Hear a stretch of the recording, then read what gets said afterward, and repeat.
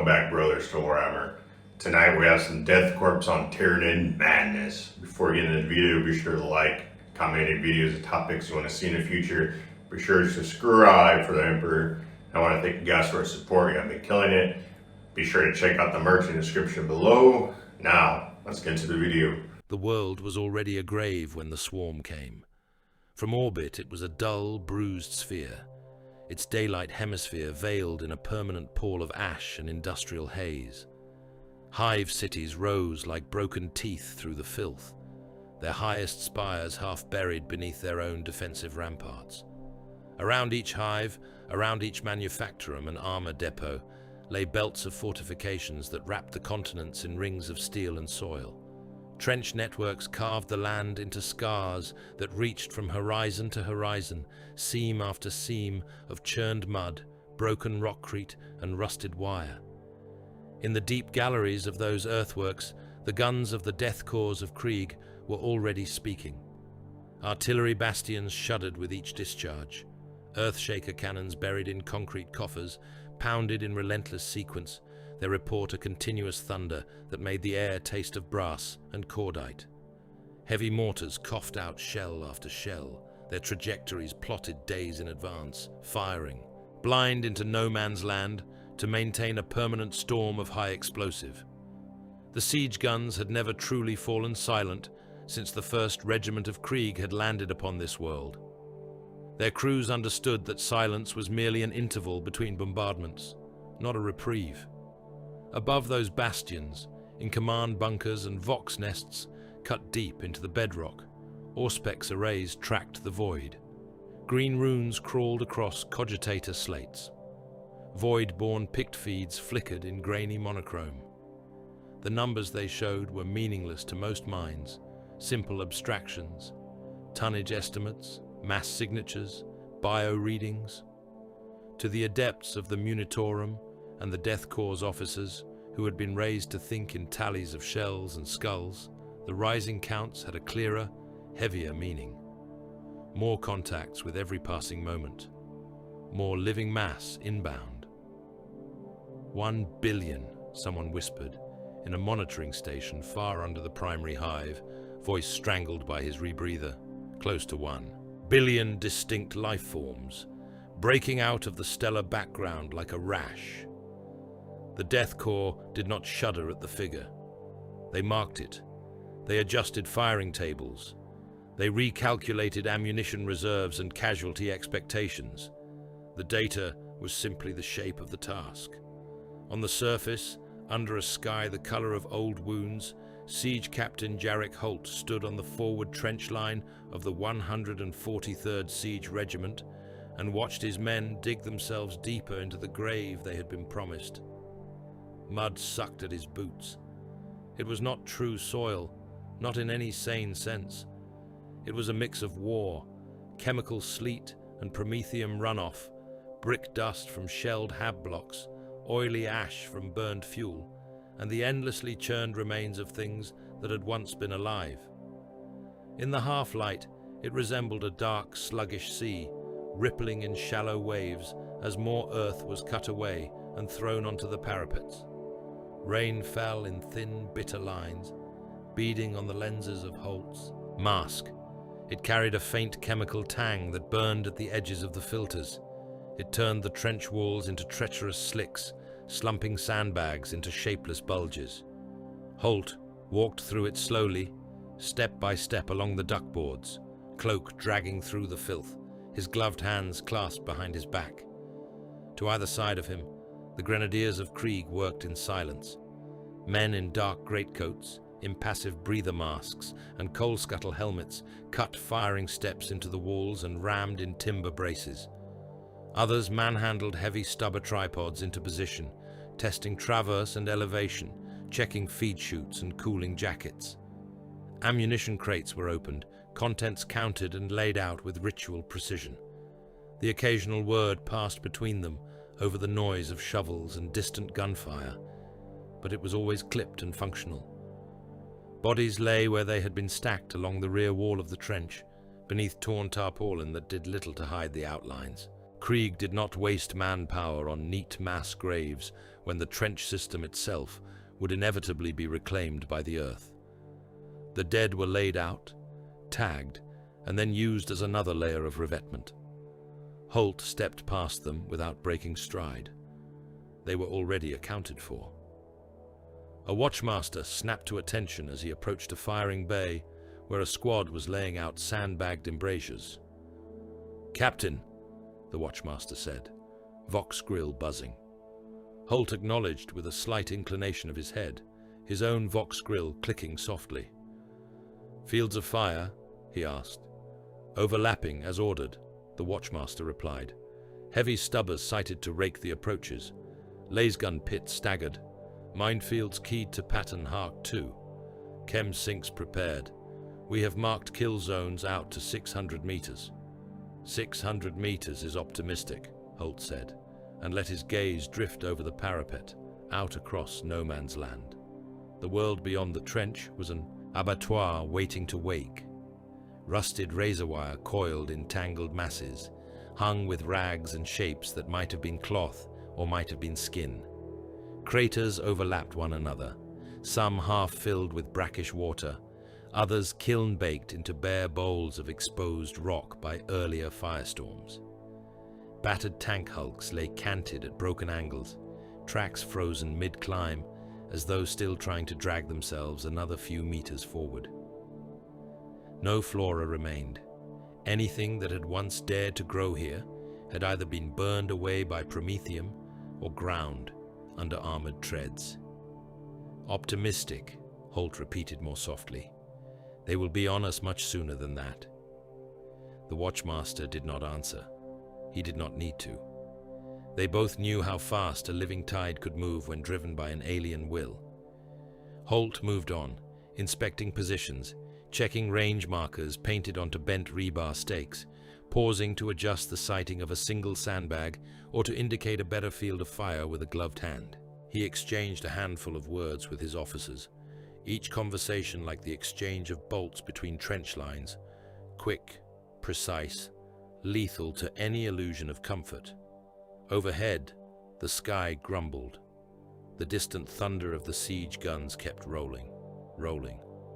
The clouds were low and heavy, discolored by the constant spray of pollutants from autogun foundries and munitions plants far behind the lines. There were no stars visible. There had not been stars visible for years.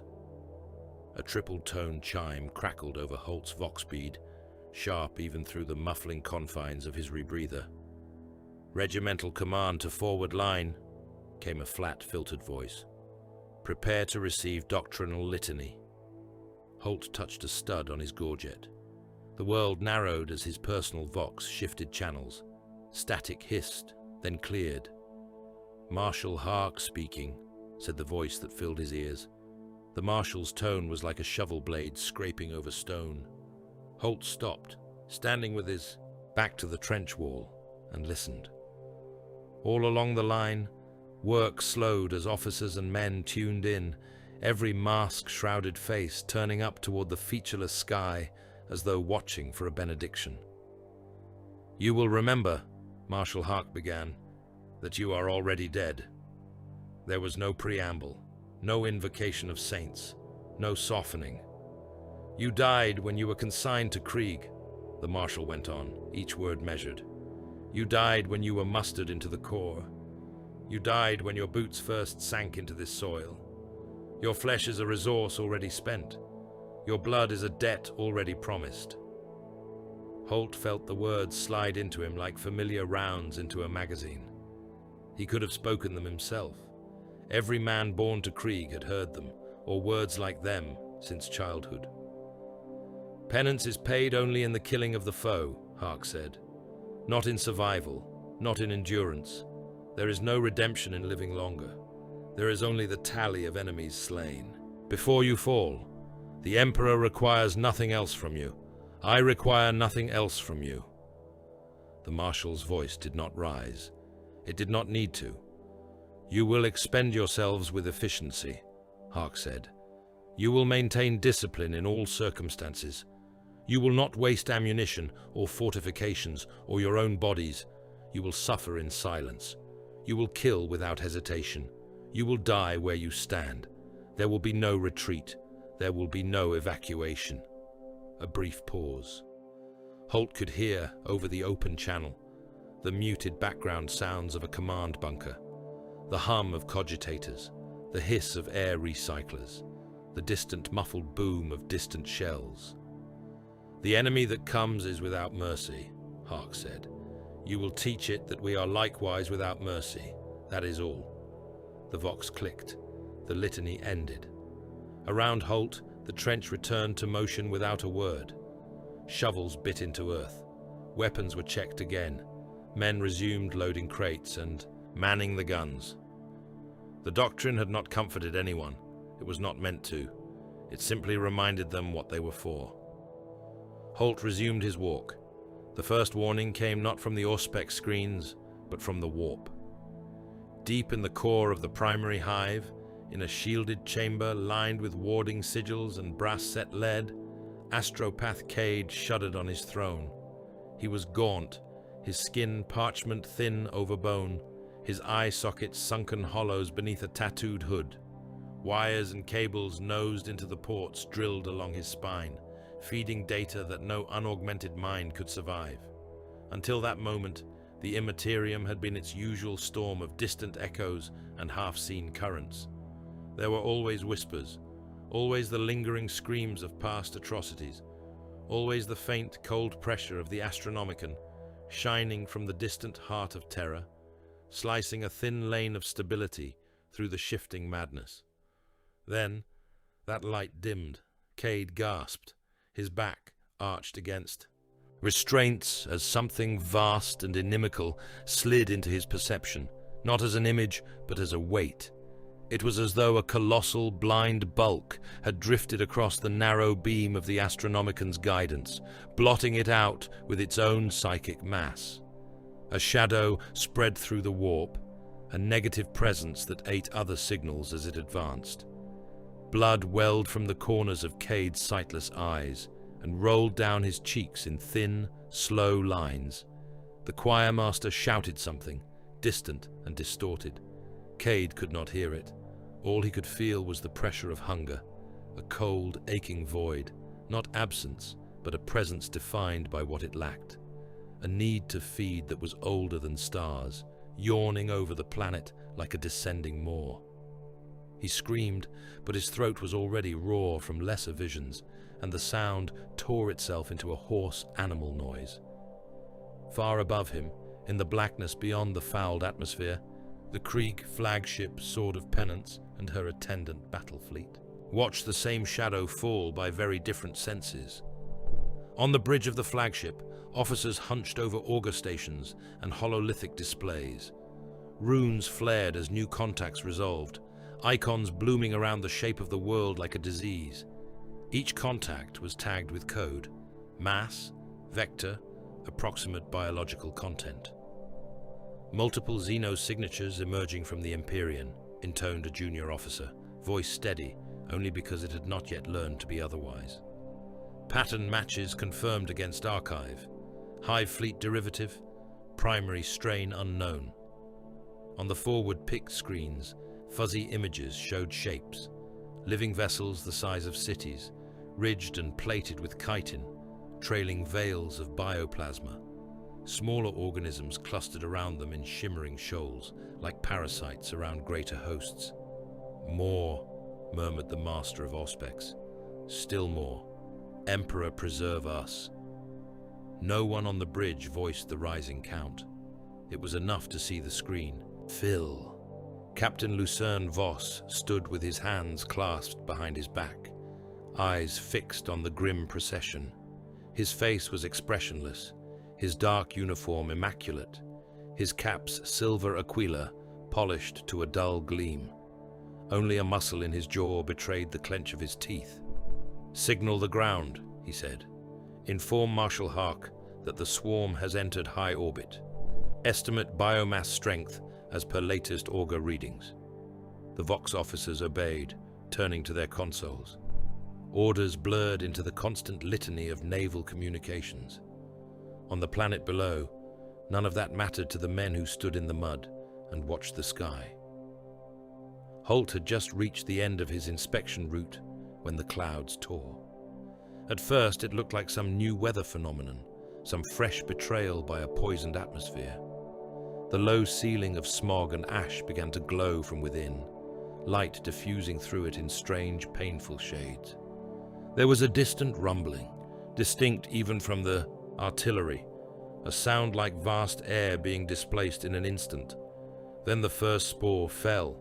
It came screaming down as a streak of green-white fire, punching through the clouds with a sonic crack that slapped across the trenches like a physical blow. It left a tail of boiling vapor in its wake, twisting as the planet's winds grappled uselessly with its plunge.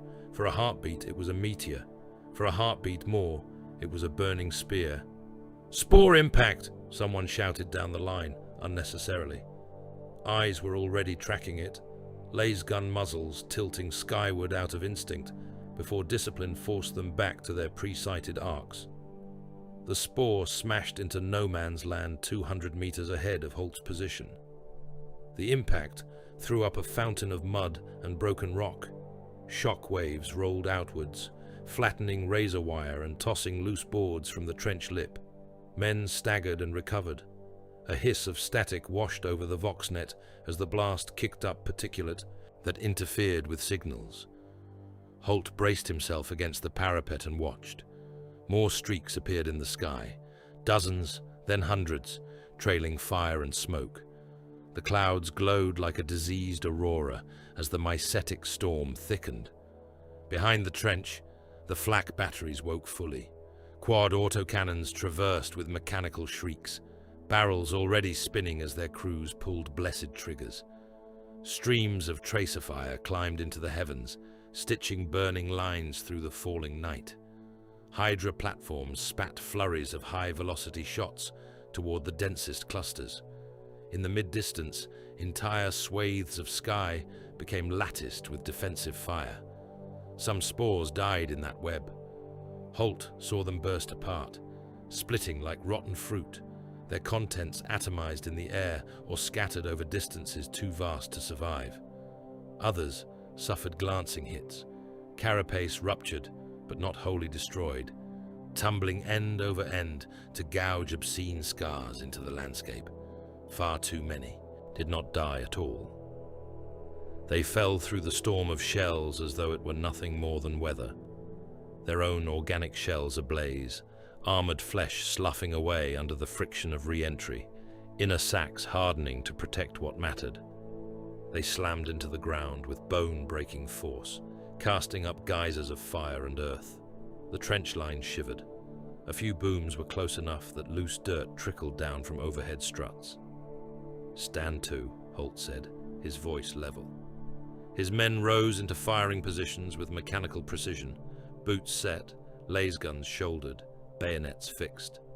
Heavy weapon crews swung their stubbers onto their mounts, clamped hands around firing handles, and pressed their masked faces to iron sights. No one shouted defiance. No one cheered. The only sounds were the call-outs of range officers, the clack of weapon mechanisms, and the endless distant crash of more spores arriving. Ahead of them, one of the nearer pods cracked, its surface a fused mass of organic armor, now cooling from incandescent to dark, began to split along pulsing seams. Viscous fluids hissed where they touched the poisoned earth. The shell peeled back like a flower, opening in reverse, petals curling outward to expose the seething darkness within. Shapes poured out. They were fast. Gaunts, Holt knew, though the specific genus did not matter. Termagants with living guns fused to their limbs. Hormagaunts built for speed and the leap. They came in a foaming torrent, claws scrabbling on ruptured shell and torn ground as they fought to unjam themselves from their own landing craft. Within heartbeats, they were over the lip of the crater and surging toward the trenches, shrieking as they came, their calls a chittering, insectile cacophony that made the teeth ache. "First rank," Holt said calmly into his vox. "On my mark." The Gaunts crossed the first range marker, a bent stake half buried in toxic mud. Fire. The forward lasgun line lit up as 1. Lasfire is silent at distance. From where Holt stood, the only sound was a steady, low crackle, like ice under strain. Bright red bolts lanced out in disciplined volleys, each shot chosen, each burst placed. There was no wild spraying, no panicked overuse of the power packs. The death corps fired in measured patterns, one rank discharging while the other reloaded, a metronome of death.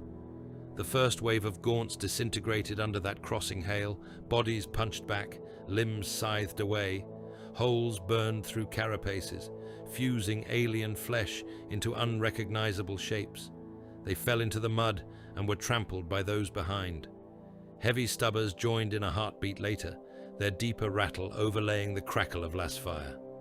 Heavy caliber rounds tore into the swarm, carving lanes in the advancing mass.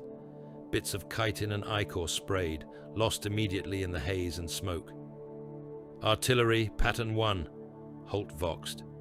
Behind the line, curt acknowledgements came back. Earthshaker batteries that had been pounding pre-designated impact zones shifted slightly, retargeting by mere degrees. Shells were already in the air. Moments later, the ground beyond the barbed wire row erupted in fountains of dirt and flame. High explosive tore craters into the seething carpet of bodies. Chunks of alien matter and shattered earth rained down, pattering against the trenches and men's helmets. The front became a maelstrom. Gaunts clawed forward, bodies piling atop bodies. For every brood that was shredded by Lasfire, another poured through the gaps. They came at knee height and chest height, scrambling over their own dead, using the fallen as stepping stones against the sucking mud. Their living weapons spat beetle-like projectiles and gouts of bioplasma, most of it falling short thanks to the pre-sighted range of the Krieg trenches, but the sheer volume of fire meant that some found targets. Men jerked and fell as wet impacts bloomed on their greatcoats, armor penetrated by acid or sheer kinetic force. Holt ignored the first casualties. Medici orderlies dragged the fallen back to triage pits. If they lived, they would be returned to the line as soon as possible. If they died, they would be added to the trench walls. Engineers, Holt voxed. Initiate chem release on zones Delta through Gamma. Down in the deeper galleries, Krieg engineers obeyed without question. Valves were cranked. Timers were armed. Shells already stacked in mortar tubes were marked for special discharge. Chem tanks hummed and began to vent.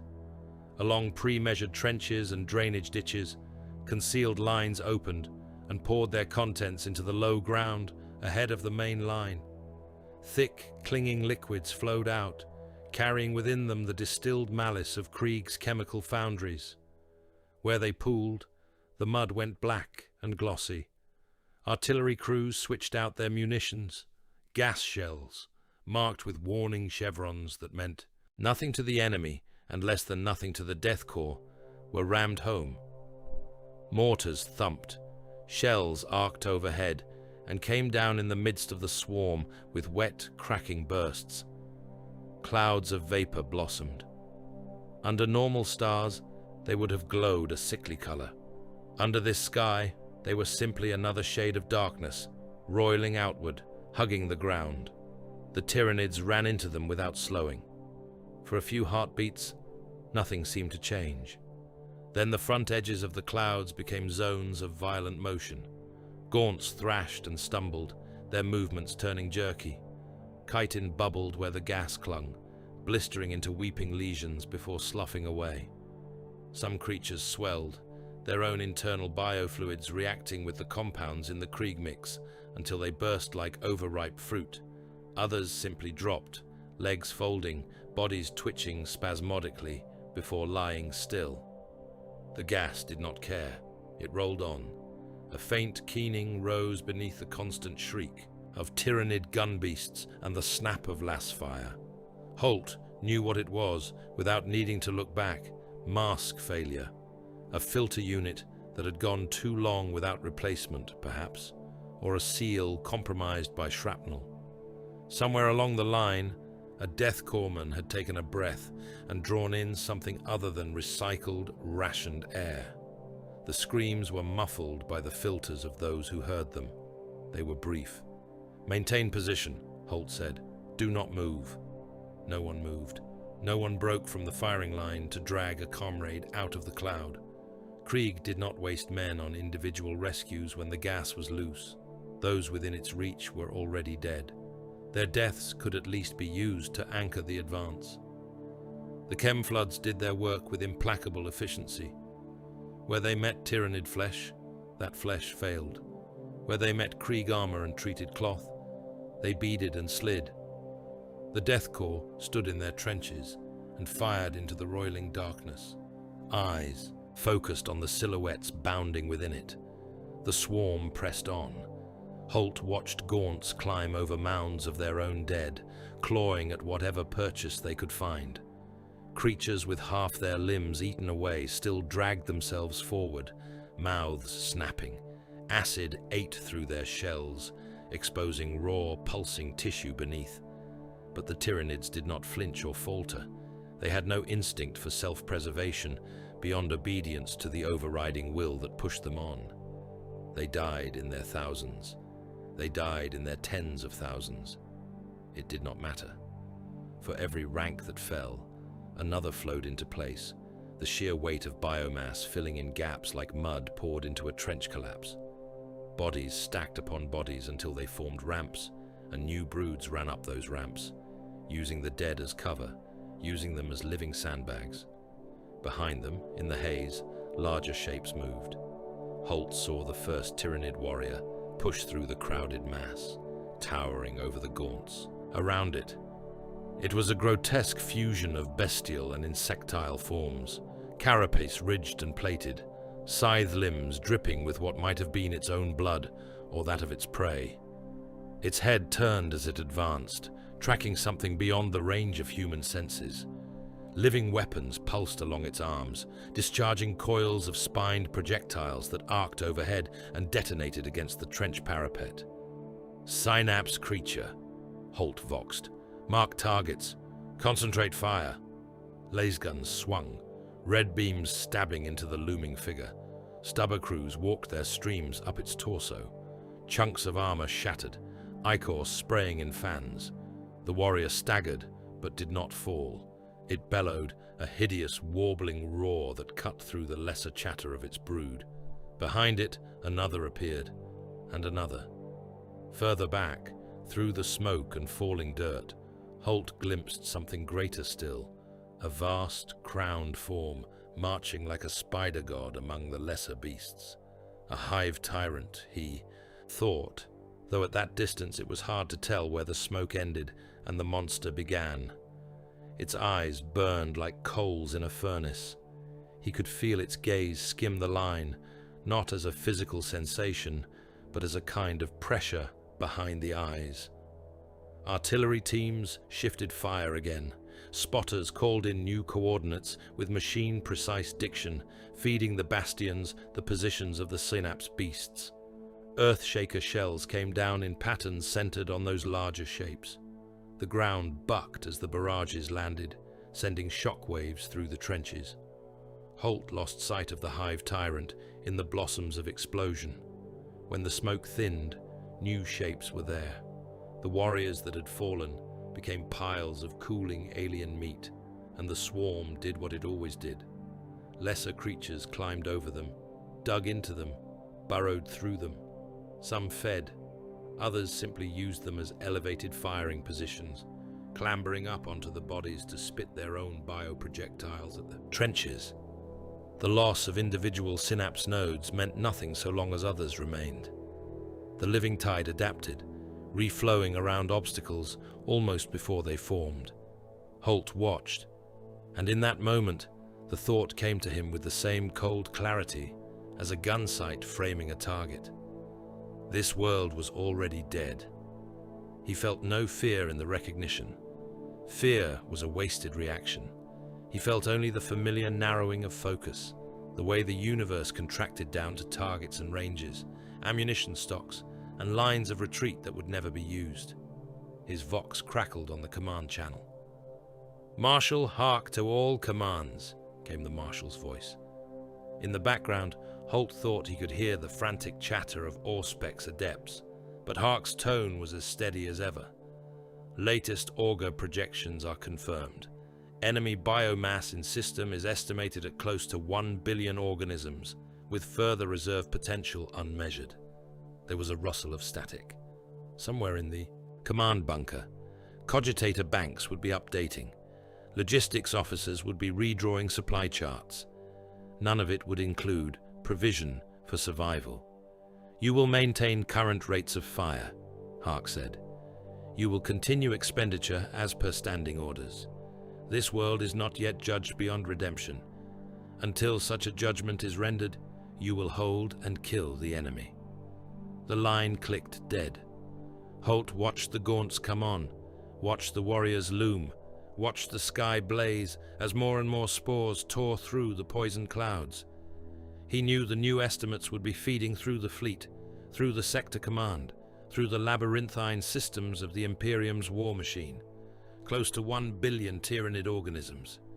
His own regiment numbered in the tens of thousands at full strength. It was not at full strength. He lifted his last pistol, sighted on a gaunt that had somehow made it close enough that its screeching was audible over the guns, and fired. The creature's head burst apart in a flash, body crumpling into the mud. Another leapt over it an instant later, claws extended. Holt holstered the pistol and keyed his vox. "First company," he said. "Increase fire by 1/3. We will show them what a dead world can still cost." Then he went back to walking the line, beneath a sky filled with falling mouths. Night fell like a shroud soaked in poison. The sky above the trench lines was a single seamless expanse of darkness, shot through with drifting veins of luminescent corruption, where Tyranid spores and biopollutants burned in the upper air. There were no stars. There was no moon. Only the repeated, stuttering glare of flares and the slow sweep of searchlights that carved thin, sickly tunnels of visibility through the murk. Siege Captain Jarek Holt stood once more on the lip of Red Line Trench, watching the night burn. Signal flares rose from the forward pickets, clawing upward in jerky arcs before bursting into flaring blossoms that turned the no-man's land into a shifting tableau of ruin. In that fleeting, ruthless light, the world out beyond the wire was revealed and then lost again. A sea of craters brimming with shadow, the jagged teeth of wrecked armor protruding from the mud, coils of rusted razor wire glistening with chemical damp, and most of all, movement. The swarm never stopped. In each flare's brief glare, Holt saw waves of gaunts surging forward, clawing over the terrain, scuttling between blasted outcrops, and the skeletons of habs that had once stood beyond the lines. They came in loose, animal packs, shapes hunched and darting, mouths open in silent shrieks. When the light faded, they did not vanish. They were simply swallowed again by the dark, their presence marked by the flashes of their own living weapons and the impacts of their bodies against the fortifications. Searchlights stabbed out from bastions and tower emplacements, beams swaying as their crews fought to keep pace with the ever-shifting masses. Where those beams fell, the night peeled back to reveal endless alien flesh in motion. There were always more bodies at the edge of the light. The swarm did not thin, it only shifted. Behind Holt, the artillery worked without rest. Earthshaker batteries thumped with metronomic fury, one after another, an unceasing rolling barrage that churned the ground beyond the trench into something that barely qualified as terrain. The shells they hurled alternated in grim sequence. First high explosive, filling the darkness with blooming fists of fire and pulverized rock. Then chem rounds, bursting like rotten fruits into expanding clouds that hugged the ground and glowed faintly where they caught the light. Then incendiaries, thick streams of burning compounds that spread in slick sheets over whatever they touched and did not let go. The sky, such as it was, flickered between colors that had no place in nature. Holt's mask lenses caught it all, each flare and detonation reflected in miniature across their curved surfaces. His coat was streaked with grime and dried ichor, his gloves stiff with the residue of chemical rain. He watched as another flare went up, bloomed, and washed the approaching wave in stark, merciless light. The swarm was close again. "First and second ranks," he voxed, voice calm. "Prepare to fire on my mark." Along the trench, men rose into firing positions. The Death Corps did not shout. There was no triumphant roar, no screamed devotion. The only sounds were the scrape of boots on duckboards, the clack of laser guns being brought to bear, the steady background roar of the batteries. In the flaring light, the gaunts were a living carpet, pouring over the broken face of the earth. They tripped and stumbled over bodies that had fallen in earlier assaults, used those same bodies as cover and as stepping stones. Holt could no longer tell, in the brief glimpses afforded by the lamps, which shapes were human and which were Xenos. Everyone that died out there became alike in the end, swallowed by the mud and the continuous impact of feet and claws. "Mark," Holt said. The front ranks opened fire, last fire stitched out in precise controlled volleys, each shot a disciplined expenditure of energy. Red beams hammered into the bounding shapes, cutting them down mid-stride, punching holes through skulls and torsos. Gaunts fell, jerked, sprawled, were trampled underfoot. Heavy stubbers added their deeper rapping reports, spewing lines of solid shot into the densest knots of movement. The air between the trench and the swarm became a zone of crossing, lethal geometry. Out beyond that killing field, the artillery joined in its closer pattern. Shells came down in staggered rows, walking their explosions ahead of the firing line, sculpting the swarm with blasts. High explosive rounds tore impact cones into the living mass, flinging bodies high before dropping them back as shredded debris. Fire shells burst in gouts of liquid blaze that clung to chitin and cloth alike. The night was a flicker book of violence, each frame more crowded than the last. Still the swarm came. The trench beneath Holt's boots was no longer a clean line of sandbags and firing steps. It had become a charnel trench in truth. Dead men lay where they had fallen, bodies stacked one upon another, propped against the walls, crammed into niches where they would be out of the way until their use as cover or fill was required. Limbs had been rearranged to make room for the living. Helmets were jammed back onto faces more for the sake of discipline than dignity. In some places, the dead were human. In others, they were not. Alien carcasses had been dragged into the trench by labor squads and dropped where they fit. Bulky, chitinous forms slumped in corners, their weight and rigidity making them almost as good as rockcrete for stopping incoming fire. It made no difference what the flesh had been in life. In death, it was just mass. Holt looked down the line and saw that even with such measures, the trench was full. Men worked around the bodies, stepping over them and using them as makeshift firing rests. The stench of blood, propellant, acid, and chemical agents had blended into one overriding reek that no mask filter could fully defeat. "Captain," came a crackle from his bead. It was an engineer's voice, thin against the background roar. "Here," Holt replied. "We are at capacity," the engineer said. "Forward sections are impeded. Movement is restricted. If the enemy reaches us in strength, there will be no room to counter-advance. We will drown in our own dead."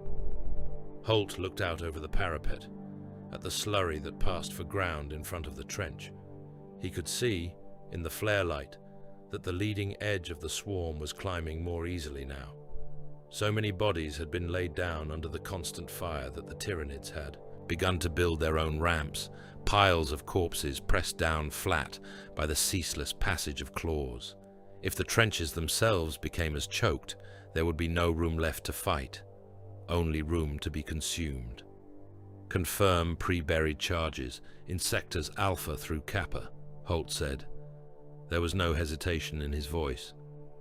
"Charges confirmed," replied the engineer after a moment. "Depth charges placed as per plan. Blast arcs will collapse an estimated 1/3 of the forward trench line."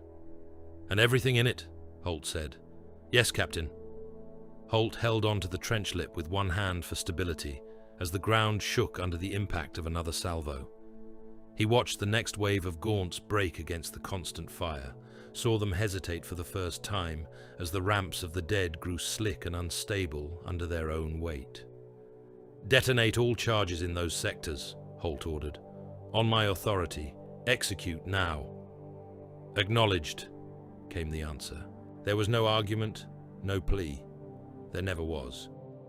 Deep beneath the trenches, in galleries dug before the enemy had made planetfall, Krieg sappers triggered their switches.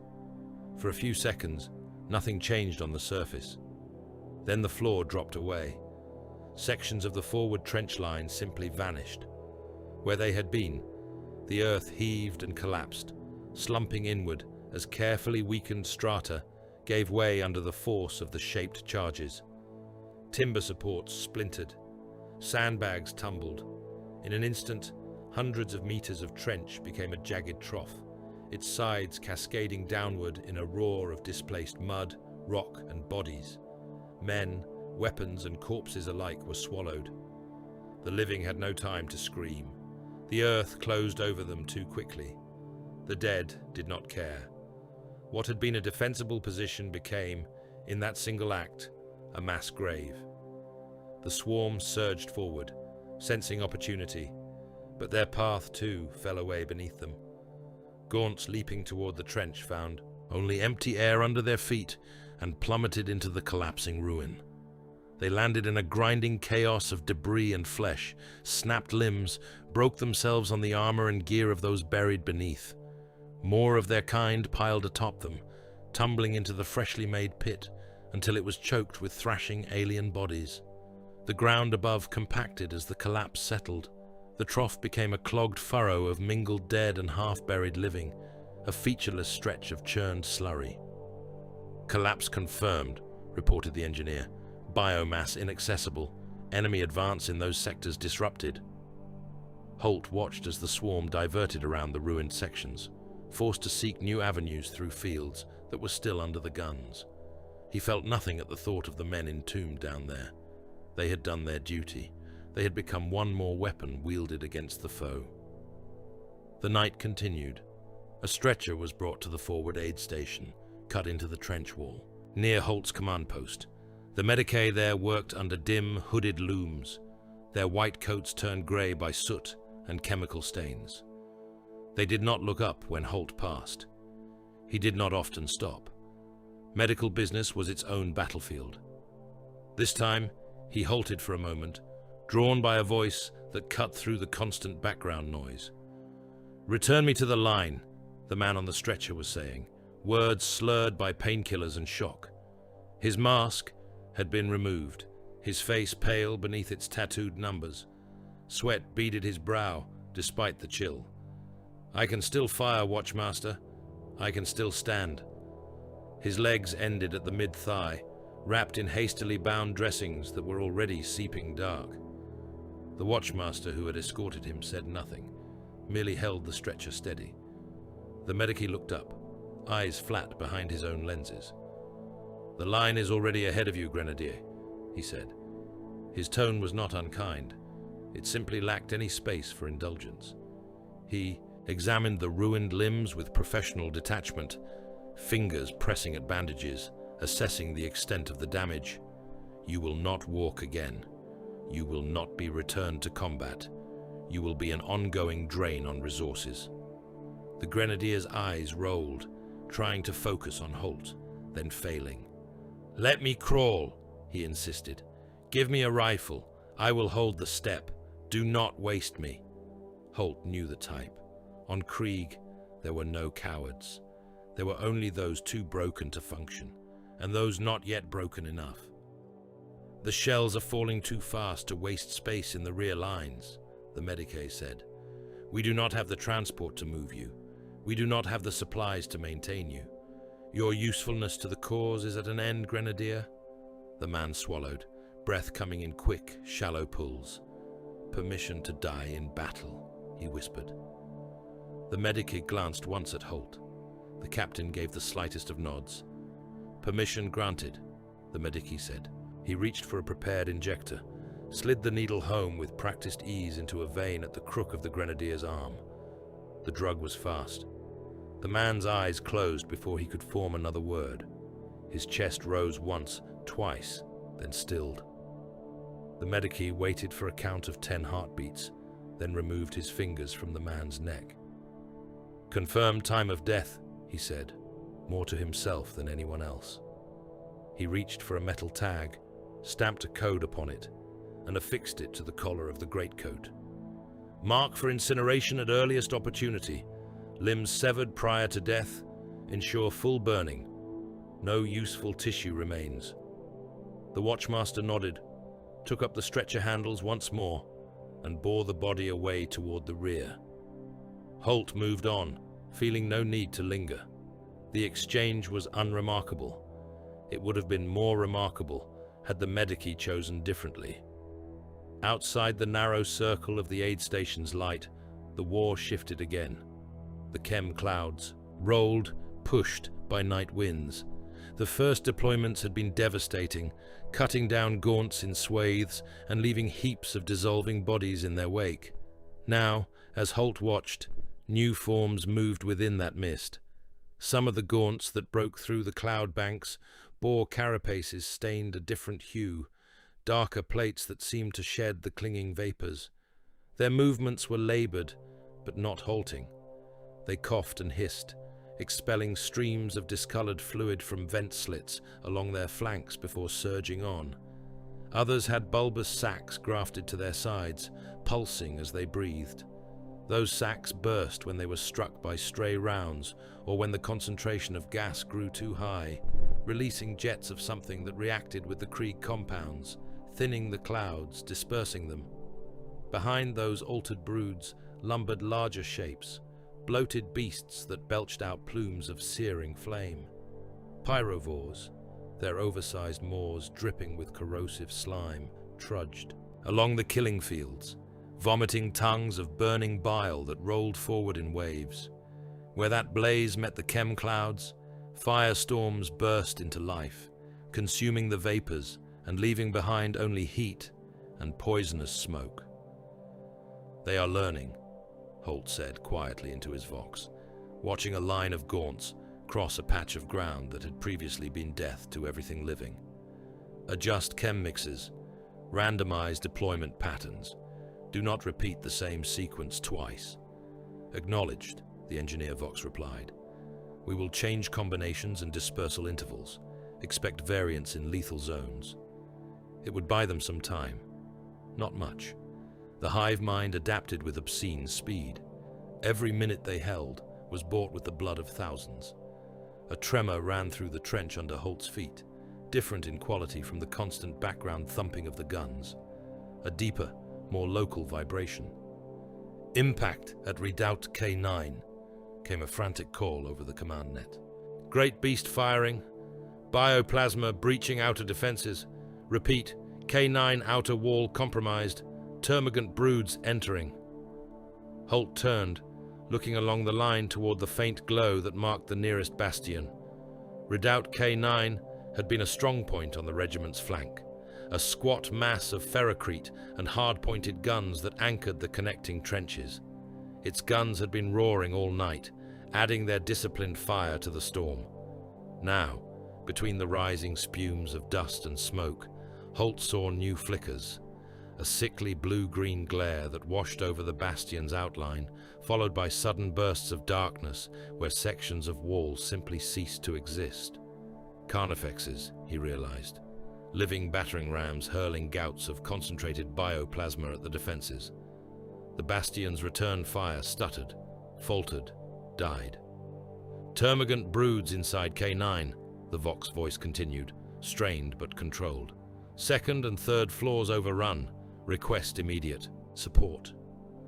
"Who is commanding at K-9? Holt asked, switching to the bastion's local command channel. "Watchmaster Bren, Captain," came the reply. accompanied by the background din of close-quarters combat.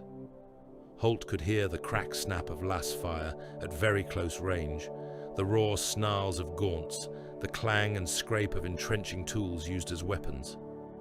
"We are holding the inner corridor. Breach at the west casemate. Enemy numbers significant."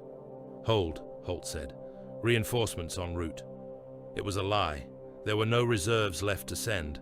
Every man who could stand was already on the line. The bastion would have to hold with what it had. Inside Redoubt K-9, Watchmaster Bren drove the butt of his rifle into a gaunt's face, felt bone and chitin give under the blow, and wrenched the weapon free in the same motion. He did not have time to fire. The corridor was too clogged for clean shots. Men and Xenos were locked together in a brutal knot of flailing limbs and snapping jaws.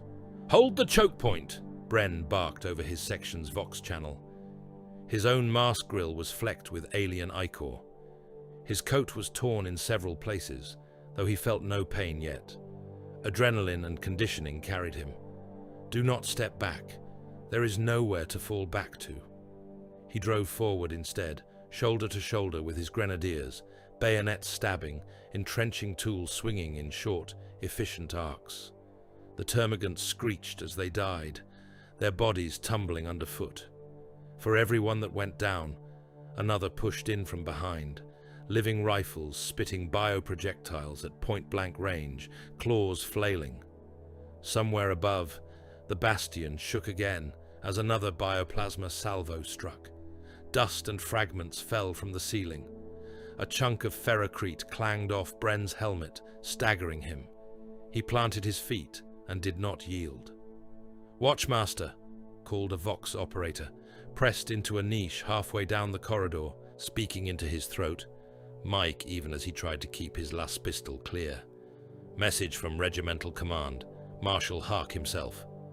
"Pass it," Bren grunted, burying his bayonet in a gaunt's chest and kicking the twitching body back into its comrades. "Redoubt K-9 is overrun," came the relay, in Hark's uninflected tone. The line crackled with static, but the Marshal's voice carried. "Enemy presence in that bastion is no longer acceptable. Artillery batteries are to saturate Sector Kappa 9 with immediate effect. No exceptions." Bren froze for a fraction of a heartbeat. Then he laughed, a dry, voiceless rasp. "So be it," he said. He understood the coordinates. He had walked the bastion's perimeter too many times not to. The guns would not be firing short or long. They would be firing true. "Confirm receipt of order," came Hark's voice. Bren headbutted a gaunt, sent it reeling, and spat a reply into his own Vox. "This is Watchmaster Bren of Redoubt K-9, he said, tone level. "Order received and understood. The enemy has forced wasteful expenditure of core resources. I will ensure they earn every shell." He cut the channel there, more out of habit than defiance. There was nothing more to say. "Bren," one of his grenadiers voxed, hearing the edge in his commander's tone. "What are the orders?" Bren glanced once toward the corridor's far end.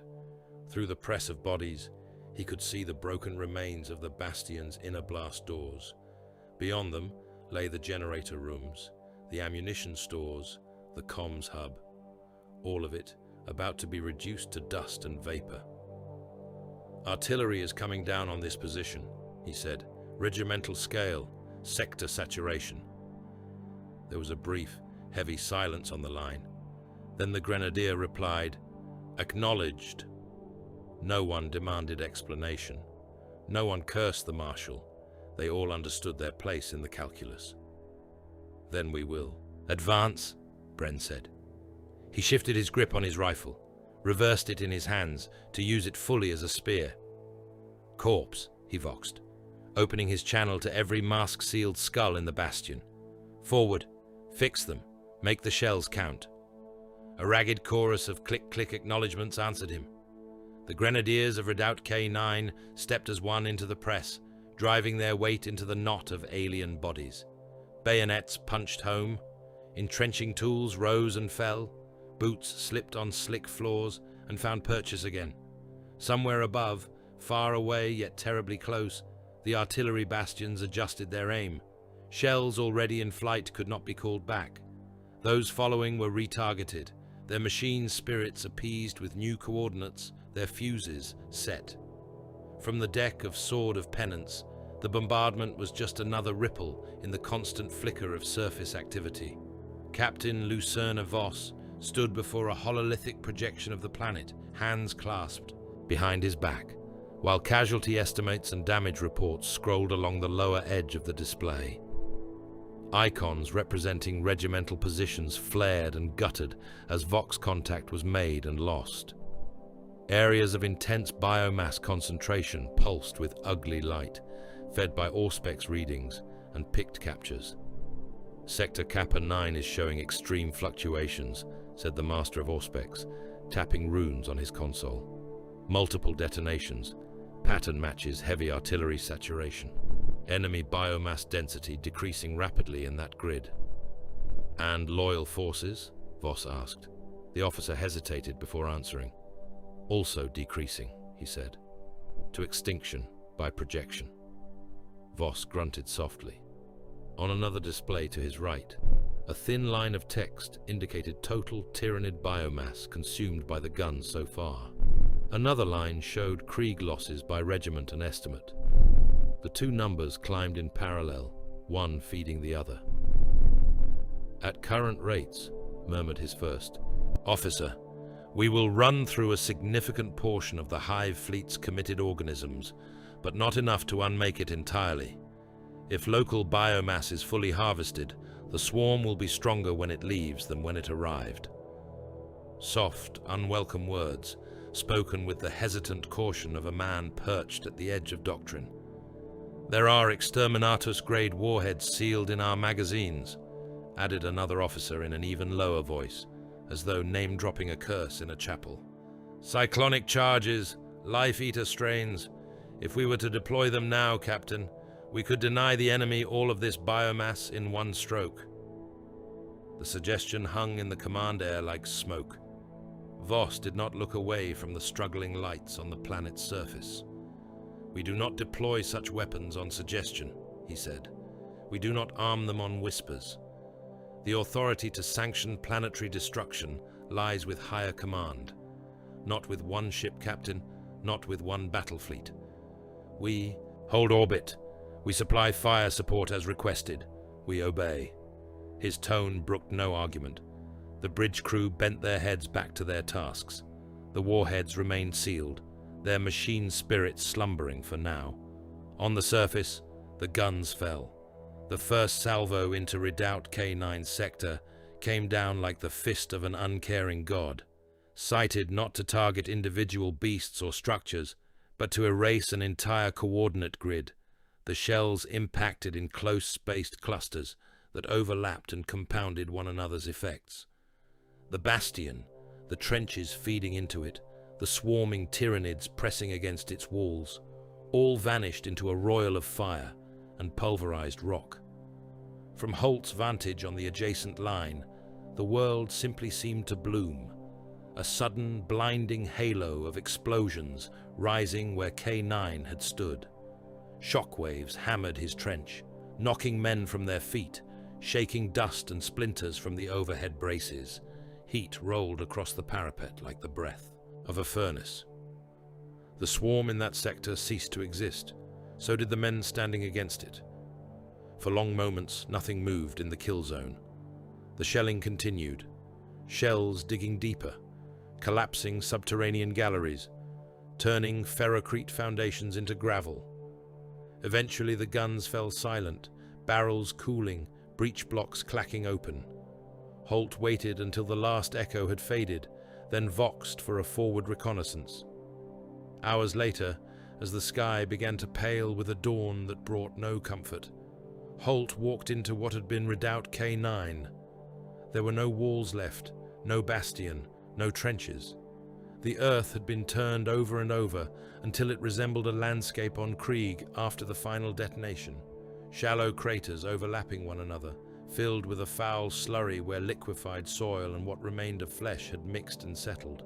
Armor fragments jutted from some pits, pieces of chitinous plates from others. There were no intact bodies, no recognizable features. The Tyranid advance in that area had been halted. There were no gaunts picking their way through the ruin, no larger shapes probing for weakness. The swarm had veered away, seeking softer ground. The price was written in the silence.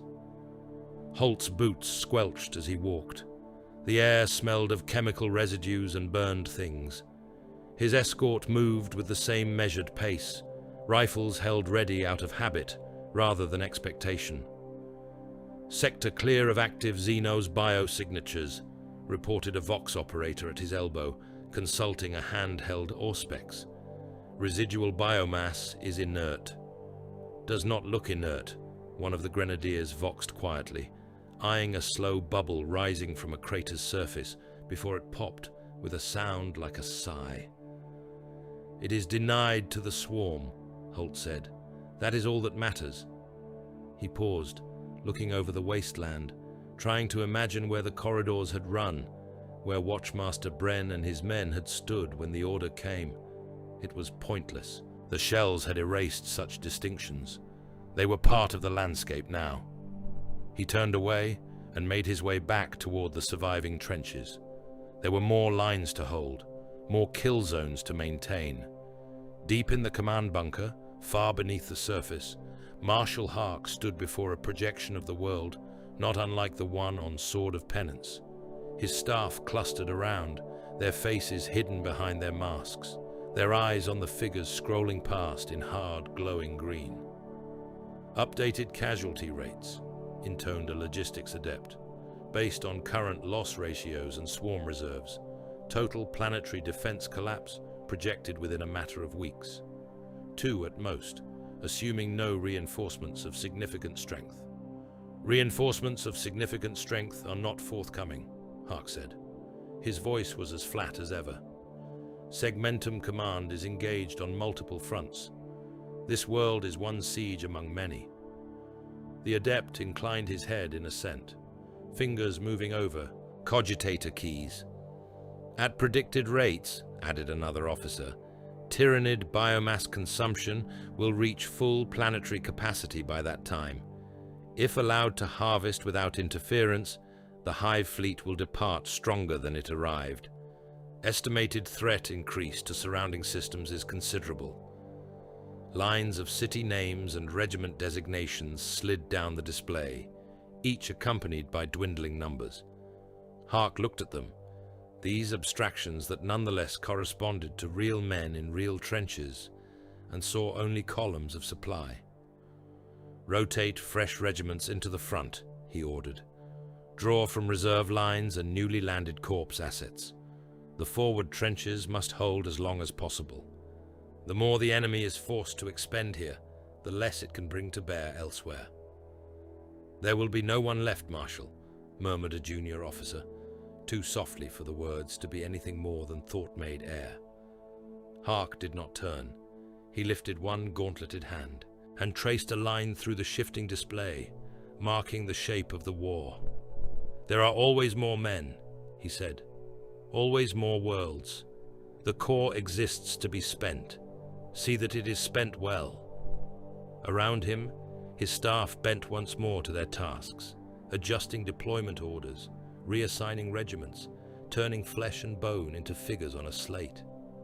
Above, on the surface, Holt and the others would fight until they were gone. In the void, Voss would hold his ships in firing orbit until the last possible moment. Between them and the hunger in the dark, there was only time, and that time was being bought in fire. The hive had been built for war, but it had not been built for this.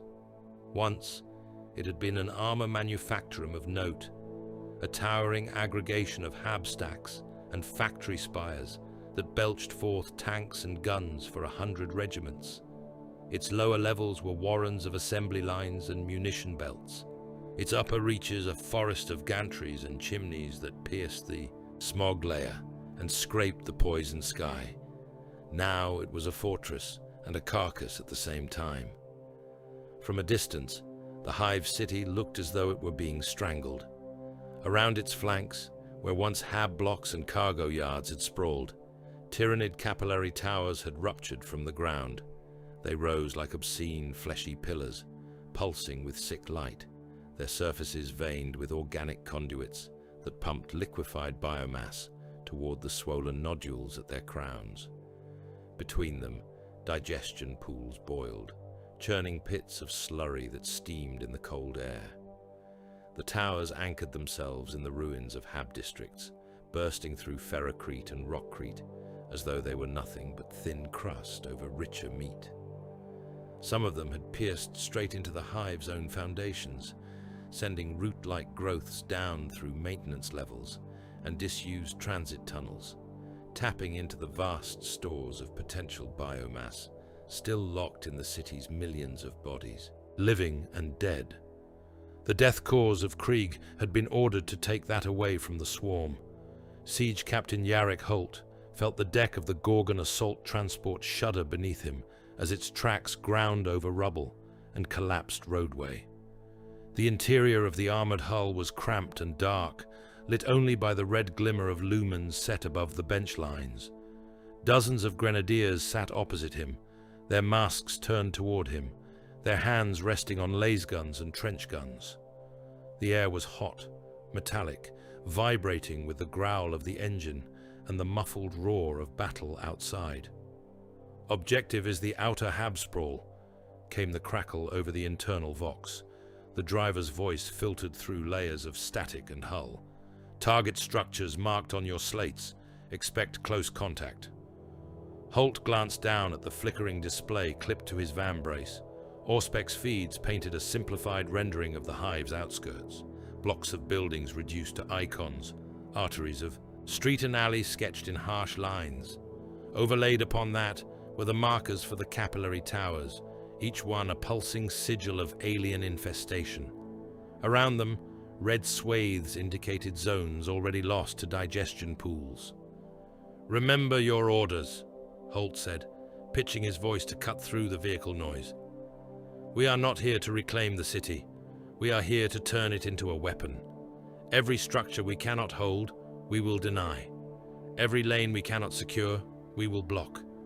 No retreats room by room. We destroy as we fall back." His grenadiers nodded, just enough to indicate they had heard. None of them asked what would happen to the civilians still trapped inside those habstacks. The answer was obvious. Krieg did not pretend otherwise. The Gorgon lurched, grinding to a halt with a squeal of tortured metal. The ramp at its rear thumped down, letting in a blast of hot, foul air and a staccato chorus of distant gunfire. "Out!" Holt ordered. They disembarked in disciplined sequence, boots hitting a street once paved in stone and now buried under layers of ash, debris, and shell fragments. The outer hab sprawl of the hive rose around them in looming walls of stacked habitation units, each block a monolithic slab of dingy plascrete pierced with countless dark windows. Many of those windows were shattered, their frames blackened by fire. Others bulged with Tyranid growths, pale tendrils pushing through and spilling down the facades like diseased ivy. The street was a canyon choked with wreckage. Civilian vehicles lay crushed under the tracks of Krieg armor. Fallen lampposts and snapped transit lines tangled with hastily erected barricades. Beyond the immediate intersection, a building had collapsed entirely, blocking the way with a heap of broken masonry. "Third platoon, take the left stack," Holt voxed. "Clear to the 8th level, then prepare demolition charges. 4th and 5th, push down the main thoroughfare. Establish. Kill zones in the cross streets. Flamers to the fore." The orders went out, carried along the trench-bred vox discipline that had kept the regiment alive this long. Squads peeled off, double timing toward assigned entrances in the hab blocks, their movements precise even amid the chaos. Inside the buildings, the war turned intimate. The first squad into Block Grim 1 moved through corridors lit only by muzzle flashes and the unreliable glow of emergency lumens that had not yet failed. The air was thick with dust and the smell of old habitation, sweat, recycled air, the ghost of cooked food. Over all of it lay the overriding stink of Tyranid presence, an acrid tang like rotting resin. "Contacts," came the low report from the point man as he paused at a junction. Holt, moving with a command section one level below, heard the brief flutter of automatic fire over the shared Vox a moment later. Then, the bellow of a flamer. Gaunts had found their way inside, slithering, through ventilation shafts and tearing holes in internal walls. They burst into corridors in chattering packs, their silhouettes jagged and wrong against the familiar angles of doors and stairwells. In such confined spaces, they lost some of their speed, their numbers bottlenecked, but their ferocity did not dim. Krieg las fire hammered into them at short range, bolts punching through flesh and alien chitin, filling the halls with the stink of burned matter. Where they broke through the lines, men met them with bayonets and folded entrenching tools, blows short and deliberate. Grenades were hurled into rooms already half filled with Tyranid growths, the blasts flattening everything to a leveled ruin. The walls themselves fought. Tyranid tendrils had begun to grow into the structure, curling along ceilings and burrowing through floors. Some of them flexed and twitched as though reacting to the presence of Imperial flesh, secreting corrosive fluids that hissed where they dripped. "Second squad at stairwell," voxed a sergeant. His breath sounded harsh, his words clipped. "Upper levels occupied, multiple contacts, vent shafts compromised." "Advance," Holt replied. "Leave foothold charges behind you. We will not retake this building once we are forced to concede it." Progress was measured in rooms taken and then set to burn. In the street outside, mortar teams and support squads established fire ports in the lower levels, punching firing slits through outer walls and sandbagging them. Heavy stubbers were emplaced in former lounge spaces and hab communal areas, their barrels jutting from shattered windows.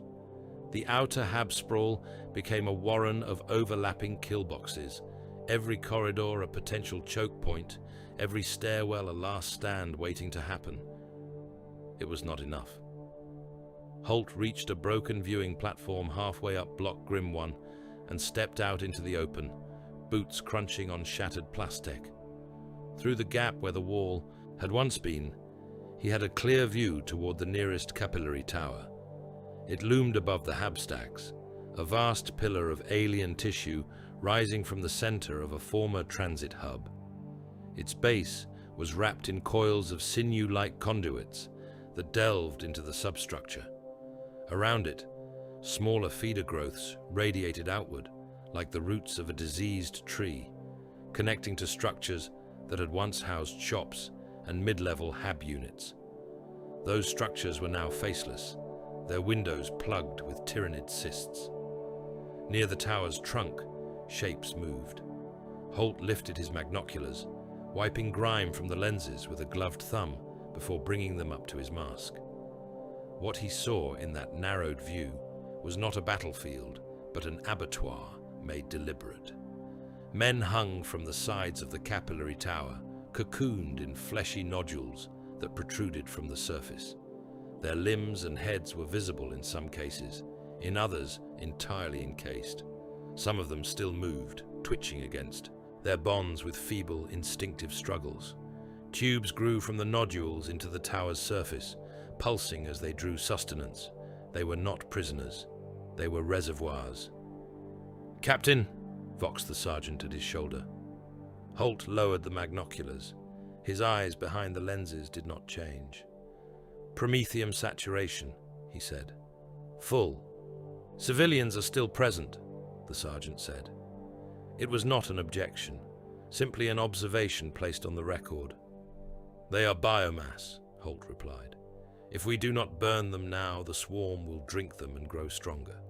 There is no mercy to be had here, only denial." He switched to a wider channel. "Flame teams, target the primary tower at grid Sigma 7, he ordered.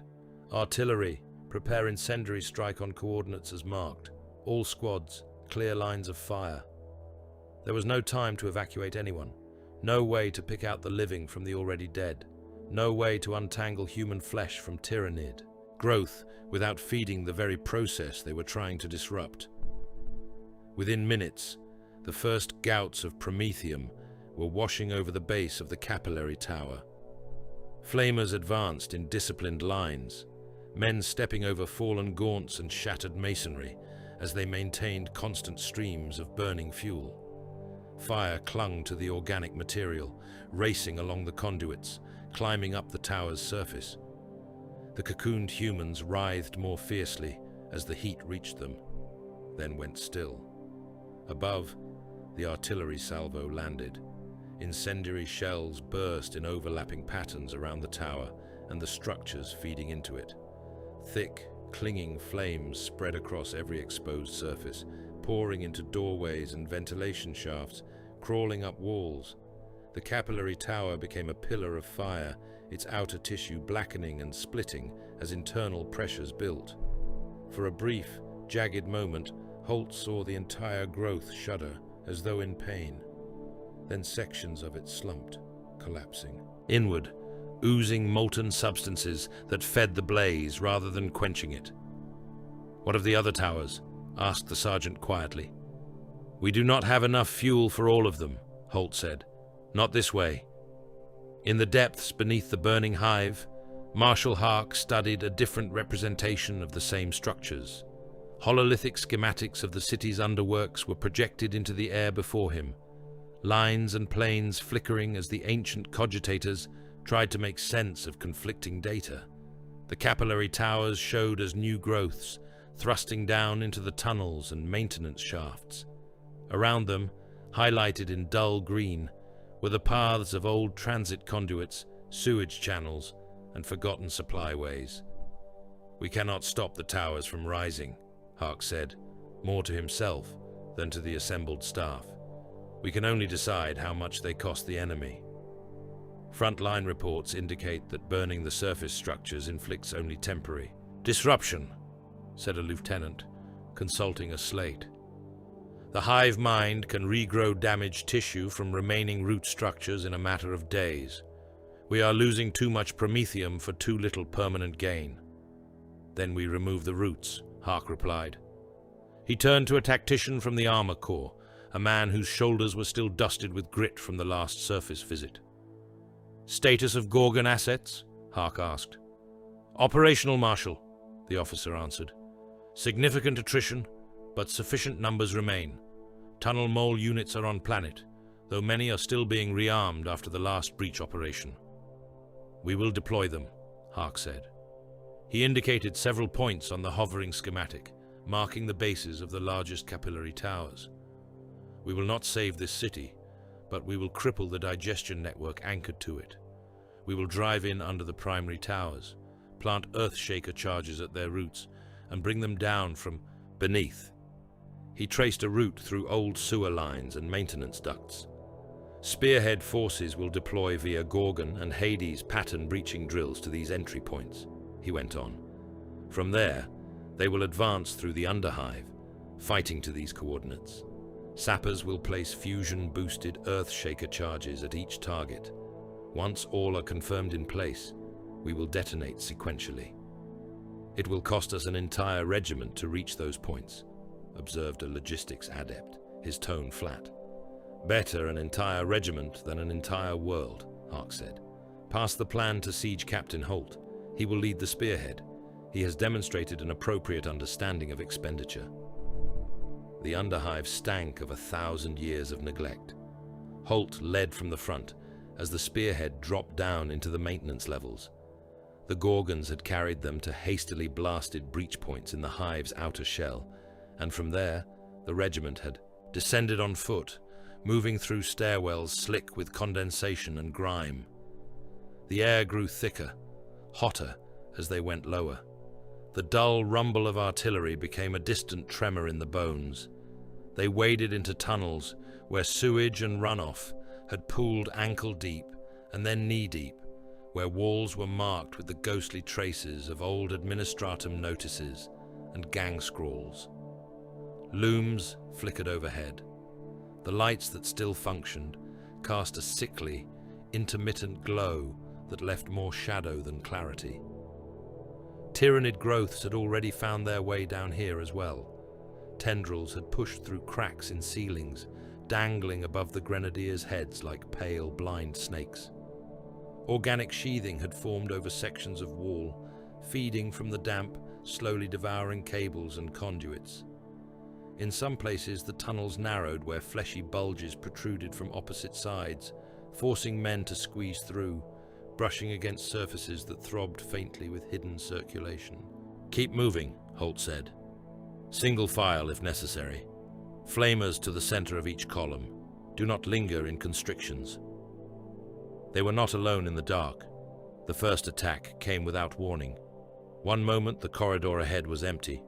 The next, it was filled with motion as a lictor dropped from an overhead access vent, its chameleonic hide shedding its mimicry in a shimmer. Scythe limbs flashed, cutting down the lead man before his weapon could be brought to bear. The creature's feeder tendrils writhed, tasting the air.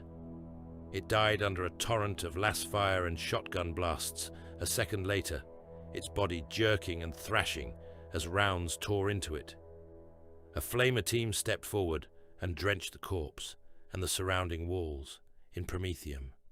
Fire roared down the tunnel, briefly turning it into a furnace. "Expect more," Holt voxed. "Vanguard organisms will have seeded these approaches." Genestealers followed, sinuous shapes darting along walls and ceilings, using the narrow confines to their advantage. They lunged out of side tunnels and maintenance alcoves, claws slashing. Men died in those sudden contacts, pulled down into the filthy water, but each attack was short and brutal, ended by the sheer volume of fire the corpse brought to bear. By the time they reached the levels beneath the primary tower cluster, the grenadiers were wading through a mixture of sewer filth and alien remnants. Above them, on streets too cramped for Lehman Russ hulls, the Death Riders made their last charges. Krieg cavalry had been raised for open ground and trench assaults, their mounts trained to gallop through shellfire and leap over blasted wire. Here, among the hive's narrow avenues and alleys, they were caged. Even so, they were not held back. Death Riders thundered down hab-lined streets, their rebreathers hissing, their lances crackling with explosive tips. They rode two abreast where space allowed, single file where it did not, orders burning. Through their vox beads, charge the capillary tower's outer struts, disrupt the forming digestion pools, buy time for the underhive assault. They plunged into crowds of gaunts and warrior organisms, mounts screaming as they were dragged down, riders pitching forward into the press. Lances detonated against Tyranid shells, blowing holes in the living barricades. Even as they were torn from their saddles, the Death Riders jammed detonators, dragging grenades and melter charges with them into the crush. By the time Holt's sappers reached the first of the designated coordinates deep below, the streets above were a maze of fallen mounts and smoldering alien bodies. "Charges placed," reported the lead sapper team, voices distorted by the strain of their rebreathers as they labored in the oppressive heat. They had carved their way through the tunnel wall until they reached the fleshy core of a capillary route, a pulsing column of alien matter that throbbed with the slow pump of stolen life. Fusion cores armed, Earthshaker housing set, structural integrity compromised, awaiting detonation code. "Second target nearing completion," came another voice. "Third encountering heavy resistance, multiple warrior-grade organisms." "Hold until all positions report ready," Holt said. He stood in a junction, bolter at his hip, listening to the echoing reports of distant fire. Sweat slicked his skin beneath the greatcoat. Even through the mask, he could smell the underhive, the tang of rot and the bitter reek of Tyranid secretion. Minutes stretched, marked only by the occasional stutter of distant contacts. Then, at last, the final team voxed in. "All charges placed," the sapper sergeant said. "Recommend immediate detonation. These tunnels will not remain untenanted for long." Holt keyed into the command net. "Marshal Hark," he said. This is Holt. All charges in position at the primary capillary cluster. Request permission to fire. Hark's voice came back without delay. Permission granted, he said. You will detonate on my mark and begin immediate withdrawal. Command will observe effects. Holt passed the word. Prepare for shock, he voxed to his men. Brace positions. 3 counts. The sappers thumbed their detonators. Machine spirits acknowledged. Fuses burning along lines that stretched through the earth. The capillary towers died from the bottom up. In the underhive, the shock waves became a physical thing, a rolling pressure that slammed into Holt and his men, smashing them against tunnel walls and sending them to their knees in the filthy water. Lights shattered, pipes burst, sections of ceiling cracked and fell, raining debris. Above, on the surface, the effect was far more dramatic. The great towers shuddered as the Earthshaker charges went off at their roots. Their lower portions, already bored through by the sapper teams, simply ceased to support the vast weights above them. One after another, the pillars buckled, their organic tissue tearing and splitting, the intricate network of veins and conduits rupturing. They collapsed into themselves, folding like diseased trees, smashing into surrounding structures, crushing digestion pools and feeder growths beneath their bulk. Fluids burst from them in torrents, flooding streets with liquefied biomass that steamed where it splashed onto still-burning promethium traces. The effect on the local swarm was immediate. For a brief, savage span of heartbeats, the hive mind's grip loosened. The synaptic network that had been anchored through the capillary cluster faltered. Gaunts and warriors in the immediate vicinity went suddenly still, then began to thrash, turning on one another in blind spasms. Some fired their weapons at random. Others tore into their nearest neighbors, claws rending without direction. Holt, hauling himself back to his feet in the shaking tunnel, heard distant, muffled shrieks echo through the rock. Remember, don't forget to like, comment, and subscribe. Spore helps. Disruption confirmed, reported an Auspex officer in the command bunker, voice tight with something very close to satisfaction. Localized synapse collapse in sectors Gamma through Lambda. Enemy organisms displaying disordered behavior. Casualties among their own ranks increasing sharply.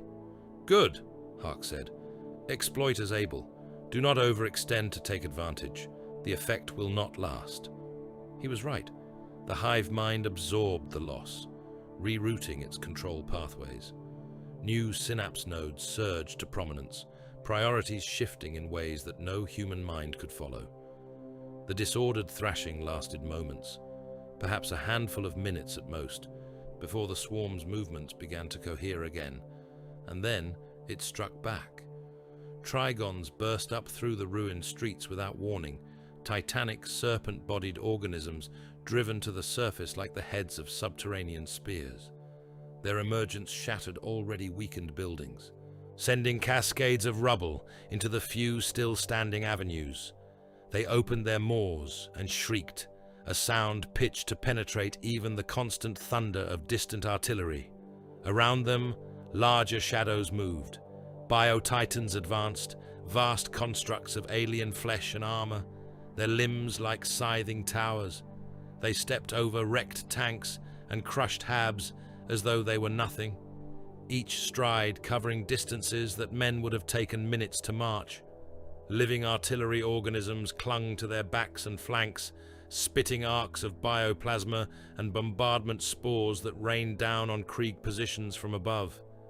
The sky darkened once more as new waves of mycetic spores plunged toward the hive, these ones bursting open before they hit, disgorging gliding creatures and ballooning organisms that hovered above the battlefield, launching spores of their own.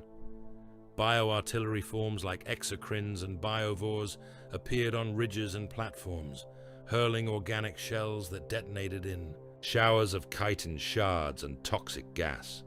Reports came in from other fronts, each one telling the same story. "We knocked out a node, Marshal," voxed one harried colonel, "and they sent something larger in its place. They are not thinning, only changing. Every time we inflict a pattern of loss, They revised themselves around it. Confirmed on the southern perimeter, added another. Chem fields that were lethal at dawn are only slowing them at dusk. New strains present. Warrior forms coordinating with more complex feeders. Numbers remain effectively inexhaustible at current rates. In the bunker, the projections shifted to reflect those realities. The lines indicating Tyranid advance trembled, faltered, and then resumed their slow, relentless creep inward. "There is no path to retention of this world as a functioning asset," stated a dour adept, his voice drained of anything but fact. "At best, we can delay total biomass consumption. The enemy will still depart emboldened." Marshal Hark listened without comment for a time, eyes on the spreading blotches of alien influence across the display. Then he keyed a separate channel, one encoded and warded. "This is Marshal Hark to Captain Lucerne Voss, aboard Sword of Penance," he said. "Priority communication, secure." The link established after a brief delay, a series of machine-coded exchanges shuttling back and forth before the connection stabilized. "Voss here," came the captain's voice, slightly hollowed by the distance and the layers of encryption. "We read you, Marshal. You have seen the projections." "I have," Voss said. There was fatigue in his tone now, worn in over the last days. "Our augurs confirm your assessments. At projected loss ratios, planetary defense will fail. Enemy biomass remaining will be more than sufficient to reinforce their main fleets." "Then you understand the next step," Hark said. "Krieg doctrine is clear. Better a dead world than a Tyranid feast. If we cannot hold this planet, we must deny it to them completely." There was a silence on the line. On the bridge of Sword of Penance, Voss stared at the hololithic image of the burning hive, at the icons representing his own ship and the other vessels in the battle fleet. "You are requesting Exterminatus," he said eventually. It was not truly a question. "I am stating tactical necessity," Hark replied. "I will formalize the request to Segmentum Command through astropathic channels, but the shadow in the warp makes transmission unreliable. By the time a reply is received, the swarm may already have stripped this world bare. We cannot assume timely oversight. We can only act in accordance with the Emperor's will as we understand it. The authority to enact Exterminatus lies above both our ranks," Voss said. His voice had hardened somewhat. "To condemn an entire world to death is no small act, even for Krieg." "For Krieg, it is an act we have performed before," Hark said. "We were born in fire.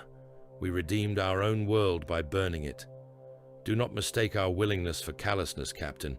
We do not choose this lightly, but the arithmetic is clear. The lives on this planet are already spent. The only remaining question is whether their flesh will serve the Emperor or the Great Devourer." Another pause. When Voss spoke again, his words were quieter.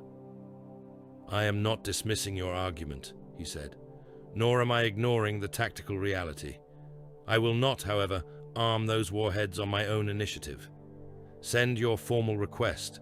I will attach my own observations. If we receive the sanction, we will carry it out. If not, we will continue to fight until we are broken.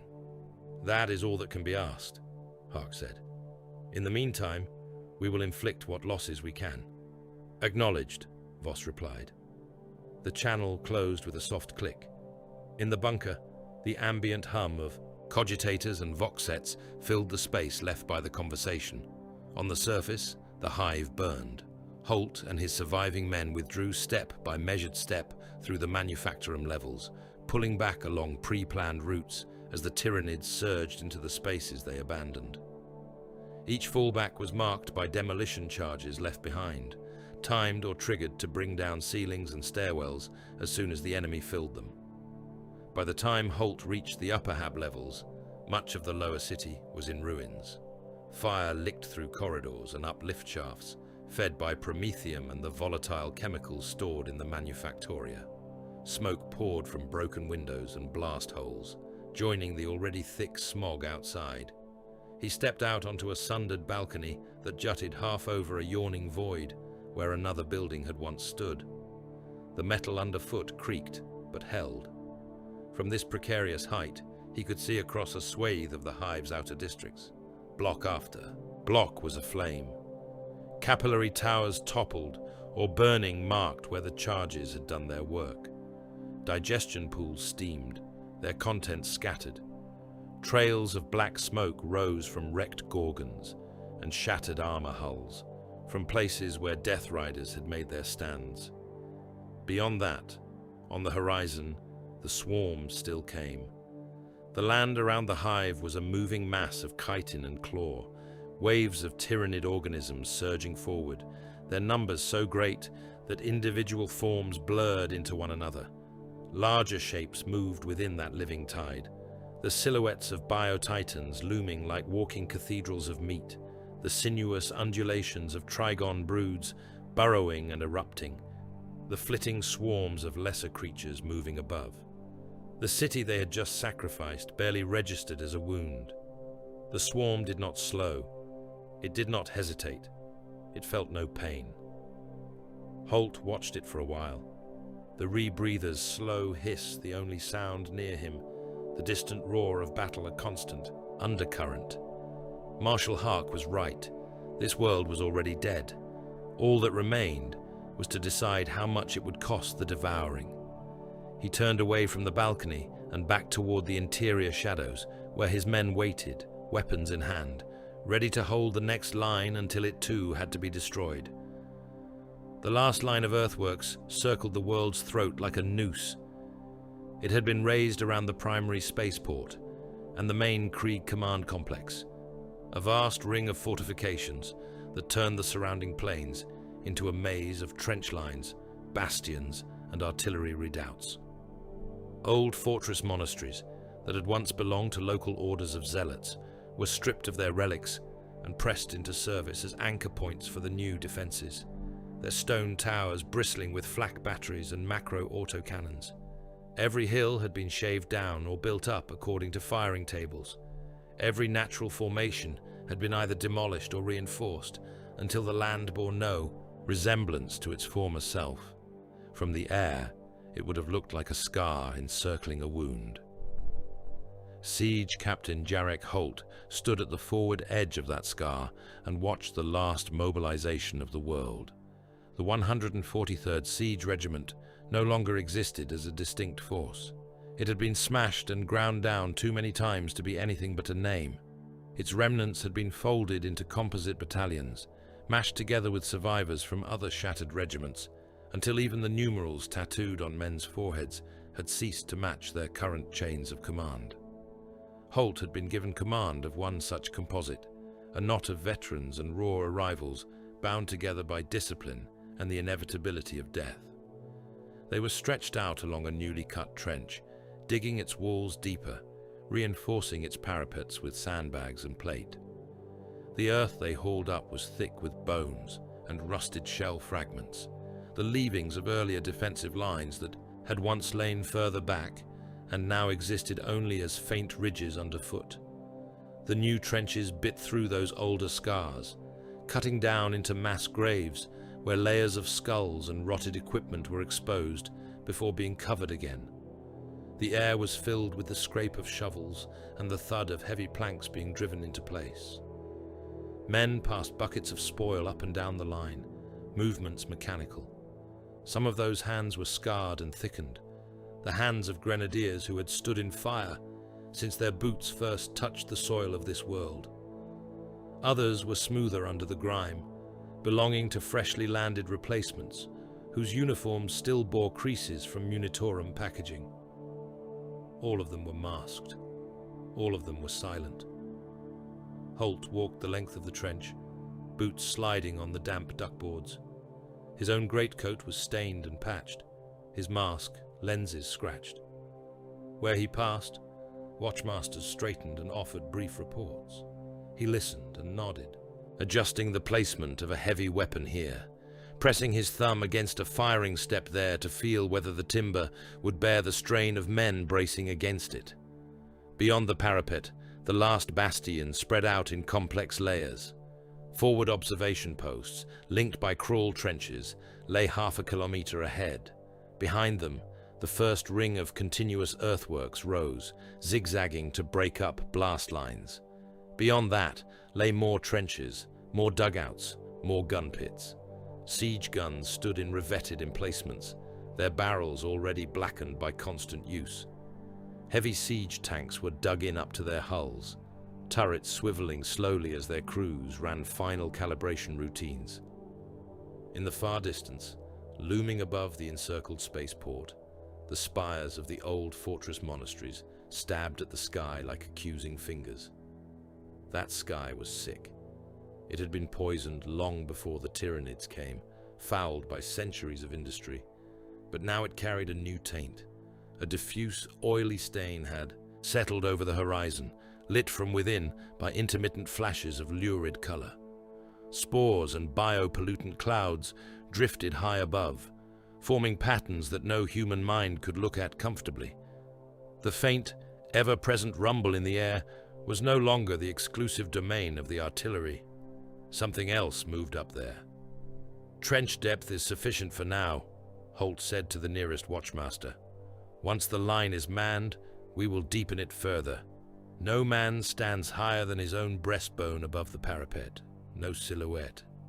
"Yes, Captain," the watchmaster replied, his voice flat. Holt moved on. Behind this new line, in staging areas carved into the hardpan and protected by berms, the last reserves assembled. Columns of new Krieg regiments were marching in from their landers, boots raising low clouds of dust. They moved in perfect cadence, ranks of identical masks and greatcoats, the fresh tattoo ink on their brows hidden by helmets. They passed by the battered remains of older units without comment, filing into their assigned positions according to the endless grinding logic of the Imperial Guard. Supply trains rattled along rough-laid tracks, pulled by chimera tractors and grimy servitors. Ammunition crates were stacked in neat rows under camo netting. Promethium tanks squatted behind earthen revetments. Field munitorums churned out las packs and grenades with monotonous devotion. This was everything the world had left to offer. All of its strength, all of its faith, all of its remaining blood had been drawn to this ring of earth and steel. The Hive fleet responded in kind. The first sign of the apocalyptic assault came when the wind died. Holt felt it as a subtle change on his exposed skin where the edge of his glove had worn thin. The ever-present breeze that swept across the trenches faltered, turned in on itself. For a few surreal moments, the air hung still and heavy. Sound carried too clearly. Men could hear the clink of bayonets against rifle barrels 3 lines down, the distant cough of an engine misfiring. Then the sky opened. Spore mines fell in clouds, drifting down on unseen currents. They were not the solid, streaking meteors of the first assault, but bulbous sacks that bobbed and swayed as they descended, their translucent skins shifting with internal pressures. They pulsed with weak, bilious light, like phosphorescent fungi shaken loose from some cavern ceiling above the world. Flak guns and hydras spat fire at them, filling the air with criss-crossing tracer lines. Many mines burst under that fire, detonating prematurely in fan-shaped blossoms of corrosive vapor and shrapnel. Many more slipped through, drifting and bouncing as they hit the ground, rolling into shell holes and snagging on wire. Explosions rippled across the forward zones, each detonation a different flavor of death. Some mines vomited clouds of flesh-eating mist that clung to any surface they touched. Others burst into showers of needle spines that turned exposed flesh into a ragged mess. A few split open without detonating, disgorging swarms of crawling, biting organisms that scuttled toward the nearest warmth. "Spore fields ahead," reported a forward observer, voice crackling. "Ground between lines is compromised. Movement outside prepared paths will be lethal." "Noted," Holt replied. "Mark safe lanes. Expect them to be temporary." The gargoyles came next. They poured down from the higher air in shrieking flocks, wings beating with a sound like 1,000 tattered banners flapping in a gale. Their bodies were gaunt, their limbs ending in hooked claws. Living guns jutted from their undersides, spitting globules of acid and bioprojectiles as they swooped. Searchlights caught them, beams slicing through the dark, illuminating swarms that blotted out sections of sky. Autocannons and heavy bolters tore into them, cutting ragged gaps. The gargoyles simply filled those gaps with more bodies, diving low over the trenches, raking the parapets with fire. Men hunched behind their cover, letting the storm pass inches overhead, returning fire only when clear shots presented themselves. Beyond the aerial chaos, the ground itself began to move. At first, it was a vibration in the soles of boots, then a visible trembling of the horizon. The swarm approached in its countless smaller forms, a carpet of gaunts and feeder organisms. But this time, they were not alone. Their vanguard was screened by living artillery, great lumbering beasts like exocrines and biovores that set themselves down on ridges and shattered structures, their backs and vents swelling as they launched arcs of organic shells. Behind those, the real monsters advanced.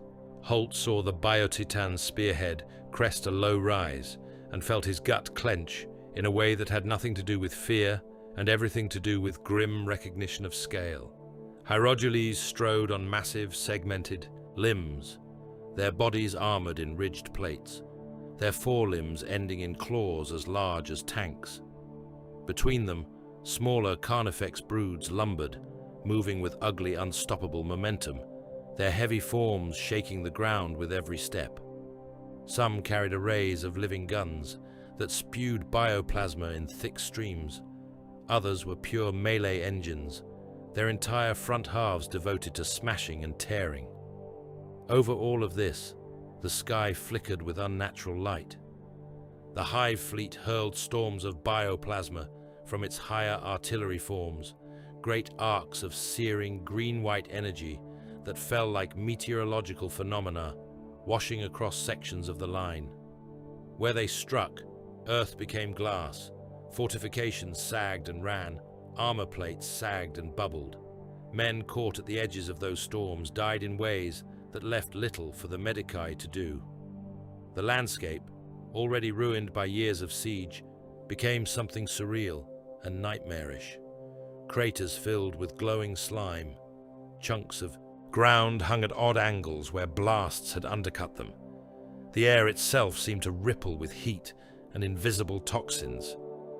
Marshal Hark threw everything he had at it. From the command bunker, he authorized the firing of every reserve battery. Colossal artillery pieces that had been held back against the possibility of some other, greater threat were brought to bear now, their barrels creaking as they elevated to their maximum arcs. Macro mortars loaded shells the size of HAB units. Rocket batteries, some of them relics dragged from museum vaults, belched ancient, barely stable munitions. Continuous fire, Hark ordered. No pauses except for cooling cycles. If a barrel fails, replace the piece if possible. Abandon it if not. There will be no economy of ammunition. Heavy siege tanks rumbled forward to their dug-in positions, tracks grinding in reverse as they backed into revetments until only their turrets showed above the earth. Lehman Russ variants with reinforced armor and demolisher cannon barrels, short and thick like fists, took aim at the advancing Carnifex herds. Bane blades and other super-heavy chassis anchored the strongest points, their multiple weapons cycling through targets as machine spirits shrieked in exultation. Minefields that had been carefully plotted and laid over weeks were triggered in calculated cascades. Sections of ground ahead of the swarm erupted in chain reactions, detonations leaping from mine to mine, creating rolling walls of fire and shrapnel that consumed entire broods. Where those blasts overlapped with the Hive Fleet's own bioplasma storms, fusion effects lit the horizon in colors that had no rightful name. In some sectors, the mines lay under the trenches themselves. Charges under Alpha 7 through 9, reported an engineer over the Vox. "If we detonate, we will take our forward positions as well." "Detonate," Hark said without pause. "The enemy must not gain purchase on our Sebi embankments." "We have men in those lines," the engineer said. "You have dead in those lines," Hark replied. "They have simply not yet ceased moving. Detonate." The charges went off, turning what had been solid trench into collapsing pits, swallowing Krieg along with Tyranid, denying the latter a foothold. On the flank where the largest of the Bio-Titans pressed, a new order went out. "Death Rider Company, form up," barked a grim cavalry officer, his voice carrying across the staging ground where horses stamped and snorted beneath the pall of smoke. The mounts were lean and scarred, their flanks sheened with sweat despite the cold. Rebreather masks covered their muzzles, tubing running back to saddlebags that contained filter units. Their riders were no less masked, their greatcoats cut shorter for riding, their lances stacked in ranks. "The target is the largest beast approaching Sector 2, the officer said, pointing with his saber toward the silhouette of the towering Bio-Titan. "You will draw its attention away from the main wall. You will plant charges under its armor if you can. You will hold it in place for the guns. You will not return." There was no outcry.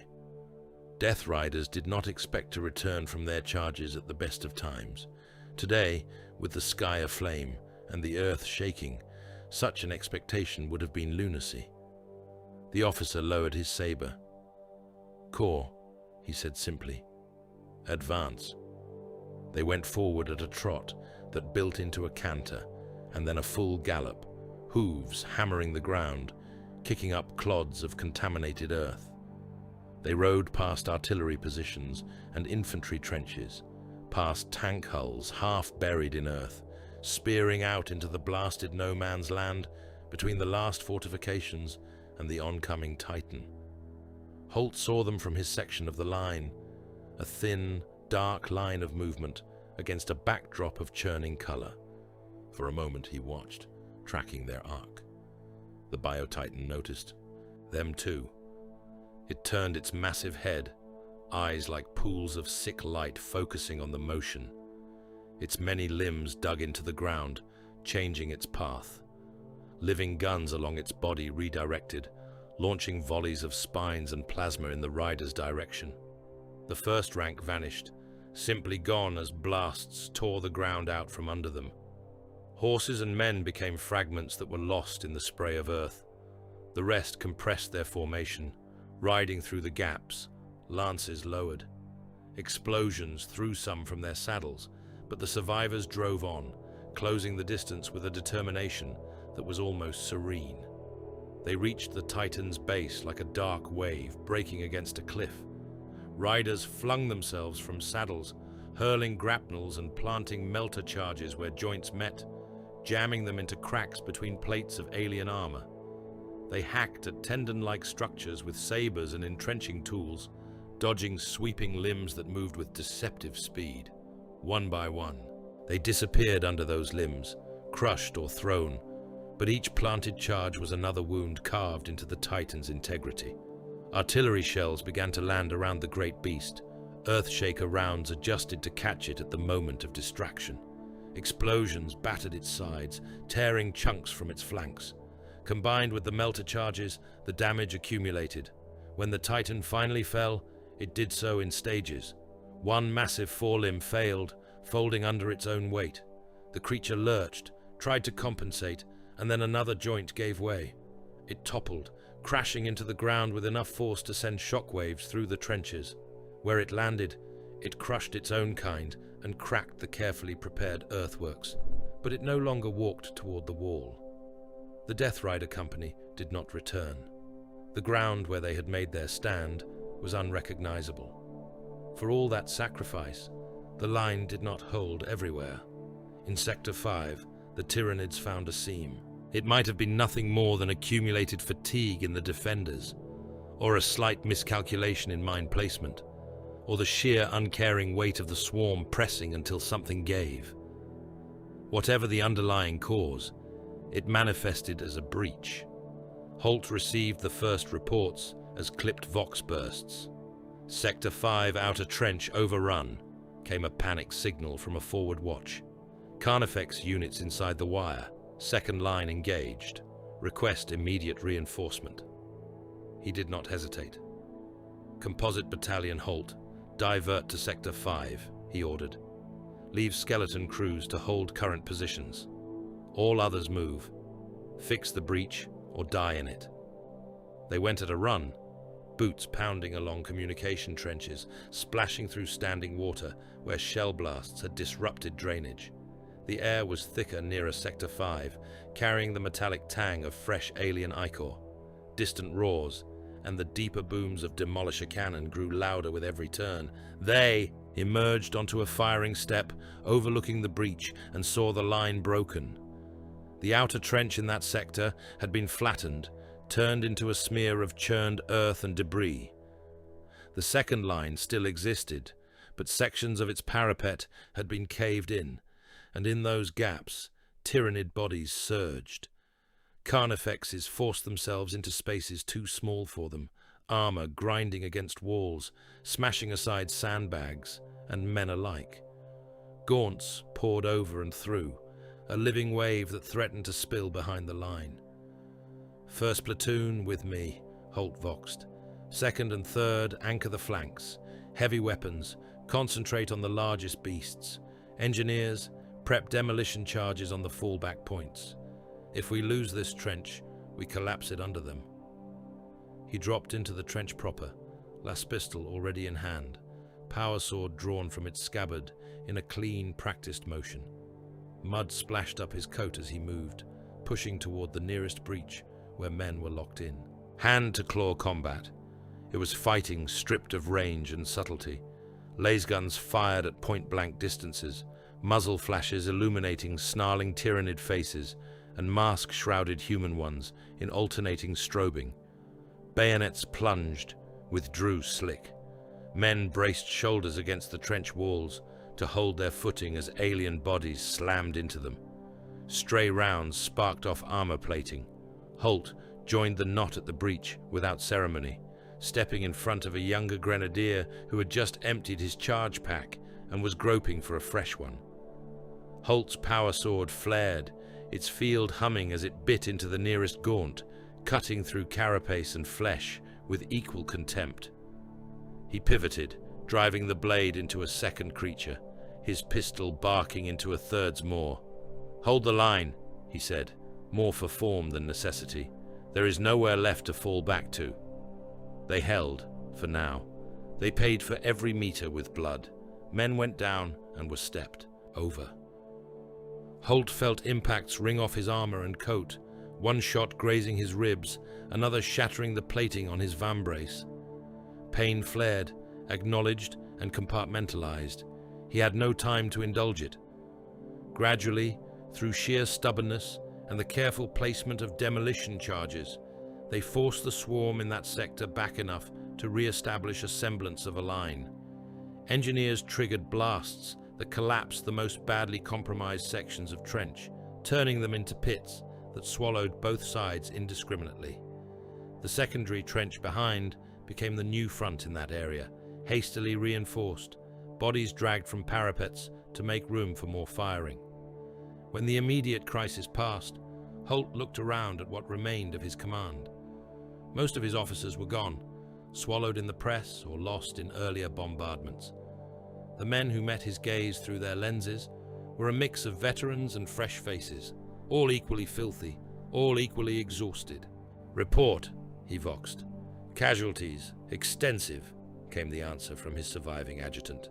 "We have perhaps 1/3 of our original strength in fighting condition. Ammunition stocks are low. Resupply lines are under constant fire." Holt nodded once. "Then we will make 1/3 do the work of the whole," he said. Deep beneath the battered earthworks, Astropath Cade lay at the heart of his choir chamber and screamed. The shadow in the warp had grown heavier with every passing day, but now it descended in full. The Hive fleet, committing its mass to the assault, hunched over the system like a predator folding itself over its prey. For a psyker, there was no distance from it. The distinction between orbit and ground, between ship and soil, meant nothing. The pressure was everywhere. Cade's frail body convulsed against the restraints that held him in his throne. Blood had dried in dark tracks from his eyes and ears. New lines traced down his cheeks as capillaries burst under the strain. His mouth moved constantly, words spilling out in a cracked, disjointed stream. "Worlds," he hissed. "So many worlds. Devoured, stripped, gone. Trails of emptiness in their wake. It feeds, and there is no end. It will not stop with this one. It will not stop." Choir adepts scribbled down fragments of his utterances, their own faces drawn and pale. Warding sigils flickered along the walls, their power strained to breaking by the effort of holding back intrusion. Marshal Hark stood at the perimeter of the chamber, arms folded behind his back, and listened. "If this world falls intact," Cade gasped, voice abruptly coherent for a moment, "if its flesh is given fully to the hunger, the fleet will rise from it stronger than before. It will sweep outward. The neighboring systems, the nearby subsectors, all will feel its teeth. Deny it now, or watch entire sectors die later." Those were not his own words. Hark could hear the echo of something vaster behind them, a logical consequence hammered into terrible clarity by the Psyker's proximity to the alien will. "The Emperor sees," Cade whispered. "He sees the balance. He sees the scales. Burn it. Burn it all." His head lolled, consciousness flickering. "That is enough," Hark said quietly to the attending Magos Psyker. "Do not push him beyond endurance. We need him for one more task." He stepped closer, looking down at Cade's ravaged face. "Can you still send?" Hark asked. Cade's lips moved, forming a wordless sound, then steadied. "Yes," he croaked. "For a little while. Not far. The storm is too loud, but far enough to reach out." "Good," Hark said. He nodded to an adept, who brought forth a data slate with a carefully prepared communique, already composed. "You will carry this message to Segmentum Command. You will send it with all the strength you have left. You will not embroider it with your own visions. You will not allow the alien presence to twist it. Do you understand?" Cade managed a faint smile that was not joy in any sane sense. "I am Kriegsman by blood," he said. "I know obedience." They bound the communique into his mind with the aid of arcane machinery and first-class psychic discipline, then opened a channel into the seething madness of the immaterium. Cade screamed again, but this time the scream had direction. It lanced outward, a thin, fragile needle of intent aimed toward the distant, barely felt nodes of Imperial authority. It might be received. It might not. Time was a narrowing resource. On the bridge of Sword of Penance, Captain Voss stood before his command throne and listened as astropathic officers relayed the incoming echo. "The message is fragmentary, Captain," said the lead astropath, face slick with sweat. "The shadow distorts everything, but the core is clear. Marshal Hark formally recommends Exterminatus on the target world. He judges planetary defense untenable and biomass denial essential to wider strategic survival." "And the reply?" Voss asked. "There is a signal," the astropath said slowly. "From Segmentum Command. It is damaged, broken, but there is a phrase that recurs. Authority delegated as local tactical necessity dictates. The rest is lost." Voss closed his eyes briefly. In other circumstances, the wording might have been taken as standard boilerplate, the sort of vague authority that meant little. Here now, with the swarm beginning to test the edges of orbital space, with bioships spitting long-range tendrils toward the battle fleet's void shields, it took on a sharper meaning. The decision, in effect, was his. He dismissed the astropath with a nod and signaled for a private conference. In the strategium, under the cold light of hololithic projectors, Voss sat at the head of a long table, To his left and right sat his senior officers, the first officer, the master of ordnance, the chief engineer, the master of the fleet. Opposite him, silent and straight-backed, sat the Krieg liaison, his greatcoat immaculate despite the long days aboard ship. On the table between them, a pict screen cycled through live feeds of the surface, trenches being overrun, fortress monasteries half shattered by bioplasma strikes. The spaceport itself surrounded by writhing masses of Tyranid organisms, its landing fields buried in alien growths. "You have heard the astropathic relay," Voss said. "Marshal Hark requests Exterminatus. Segmentum Command replies with ambiguity. The chain of command now points here." He tapped a finger lightly against the table. "The question is simple," he went on. "Do we arm the warheads? Do we turn this world into ash and slag, killing every soul upon it, denying it to the swarm?" The room was quiet. Each officer understood the weight of the moment. Each had their own view of the abstract tactical benefits and the concrete moral cost. The Krieg liaison broke the silence. "Captain," he said, voice steady, "the men of the Corps planetside do not expect rescue. They never did. They were sent here to die. Their only concern is whether their deaths serve the Emperor. If they fall and leave this world intact for the enemy to consume, their sacrifice is wasted.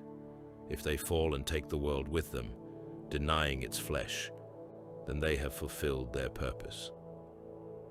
Voss studied the blank lenses of the liaison's mask. "You speak for all of them?" he asked. "I speak for their doctrine," the liaison replied. "It is the same thing. Krieg does not cling to life for its own sake. We were made in fire. We are not afraid to return to it." The master of ordnance cleared his throat softly. "From a purely strategic perspective," he said, "the astropath's visions align with what our Auspex data suggests. If the Tyranids harvest this planet's full biomass, the Hive Fleet will indeed leave stronger. Nearby systems may not be able to withstand it. By denying them this gain, we blunt their advance, perhaps buying time for other, more important assets." The chief engineer's mechadendrites twitched. "The cyclonic and life-eater devices in our magazines were consecrated for use in precisely such circumstances," he intoned. "Their machine spirits yearn to fulfill their design. To leave them idle while the Xenos gorges is an affront to their purpose." Voss looked back at the pict screen. A section of the last earthworks vanished in a flare as something immense tore through. For a heartbeat, he thought he saw Holt on one feed, coat whipping in the backwash of an explosion, rallying a handful of men in a trench that had turned into a ditch of mud and alien ichor. He could not be sure. The image dissolved under static. He exhaled slowly. "Very well," he said. The officers around the table straightened. "Begin Exterminatus. Preparations," Voss said quietly. "Arm the cyclonic torpedoes and life-eater pattern warheads. Lock their machine spirits to target this world and no other.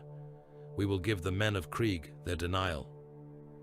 He closed his eyes for a moment, seeing in his mind's eye the hundreds of thousands of lives still fighting on the surface, the millions already dead beneath them, the billions of Tyranid organisms clawing at the last earthworks. "The sentence is unspoken," he murmured, more to himself than to the others. "But the execution begins now." The magazines of Sword of Penance became chapels of ending. Deep within the armored spine of the ship, weapon decks that had until now served as mundane repositories for torpedoes and macro-cannon shells were transformed by ritual. Cogitator banks hummed louder as machine spirits were woken from their long dormancy. Red emergency lumens were dimmed and replaced by the cold glow of sanctified lanterns. The air was heavy with incense, the tang of sacred oils mingling with the ever-present tang of metal and recirculated air. Cyclonic warheads were drawn from their cradles one by one, massive shapes sheathed in adamant and layered warding. Servo rigs groaned as they bore the munitions along suspended tracks toward the launch tubes, each movement measured and controlled. Alongside them, shorter, more compact missiles of Life Eater pattern were brought up from secure vaults deep in the ship's heart, their housings etched with sigils and warning runes that hurt the eyes. Tech priests of the Adeptus Mechanicus attended every step. They moved in rustling robes, mechadendrites flicking and coiling as they checked seals and read out streams of data from flickering holoscripts. Their voices rose and fell in Binharic cant as they addressed the machine spirits, first with coaxing, then with command. Each warhead received a litany unique to its pattern, praise names recited and responses keyed in through contact, runes. "Blessed weapon of planetary erasure," chanted one Magos, hands hovering an inch above the curved hull of a cyclonic torpedo. "You shall drink deep of tectonic rage. You shall turn rock to molten flow and sea to vapor. Acknowledge your purpose."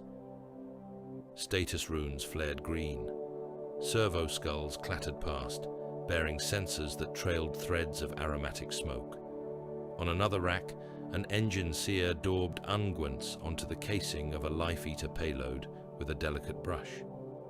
"Sacred virus, child of forbidden forges," he intoned. "You shall burn the breath of all that lives and leave only dust for the wind. Obey your target locks. Know your mark." Each warhead was locked into its launch cradle with the care of a reliquary being interred. Data jacks slid into ports, feeding targeting coordinates taken from the latest ground reports. Engine cores were primed, but not yet sparked.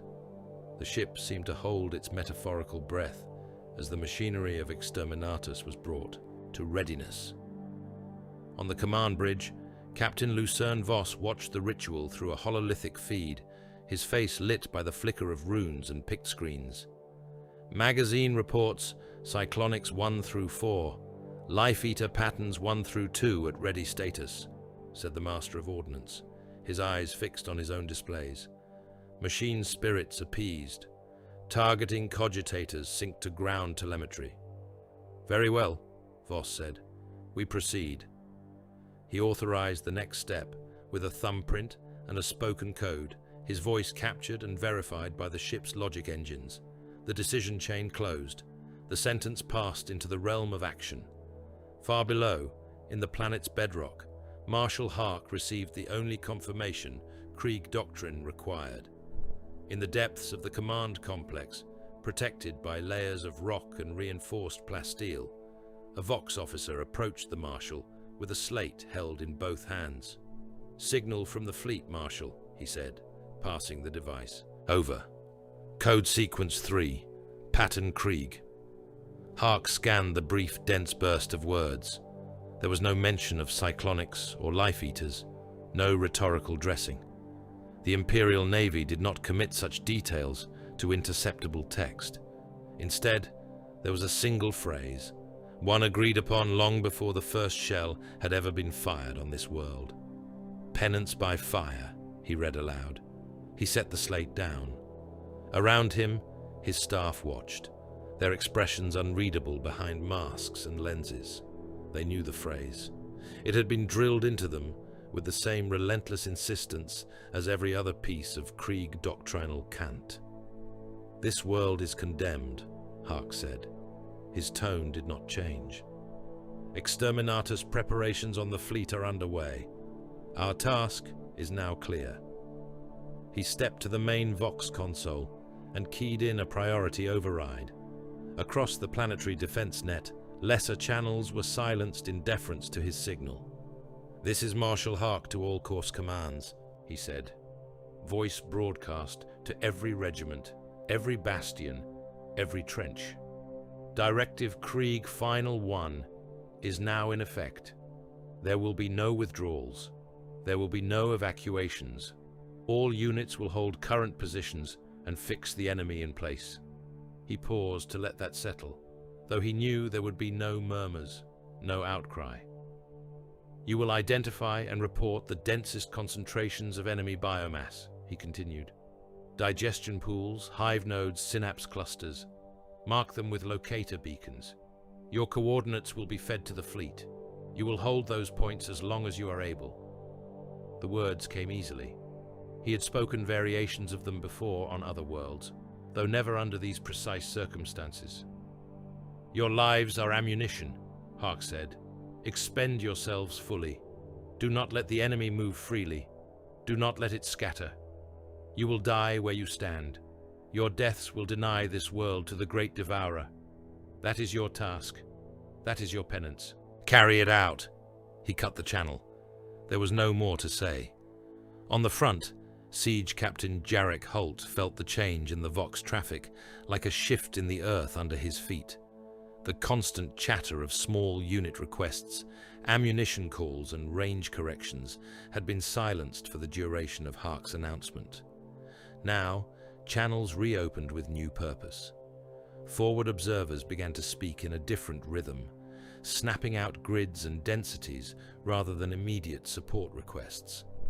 Holt listened to the directive on his own bead, then lowered his head for a brief moment.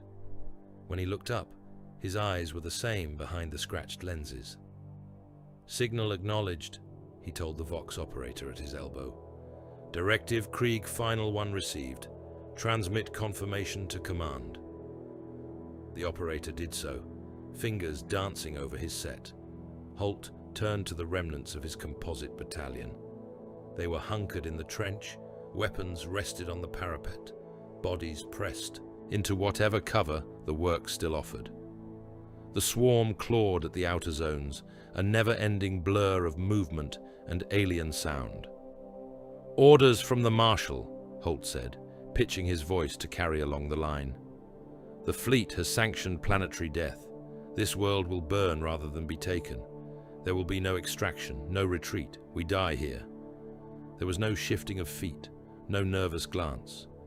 The men of Krieg simply watched him, breathing slow and steady through their mask filters. Our task is to hold the enemy in place, Holt continued. We will give the fleet the densest possible targets.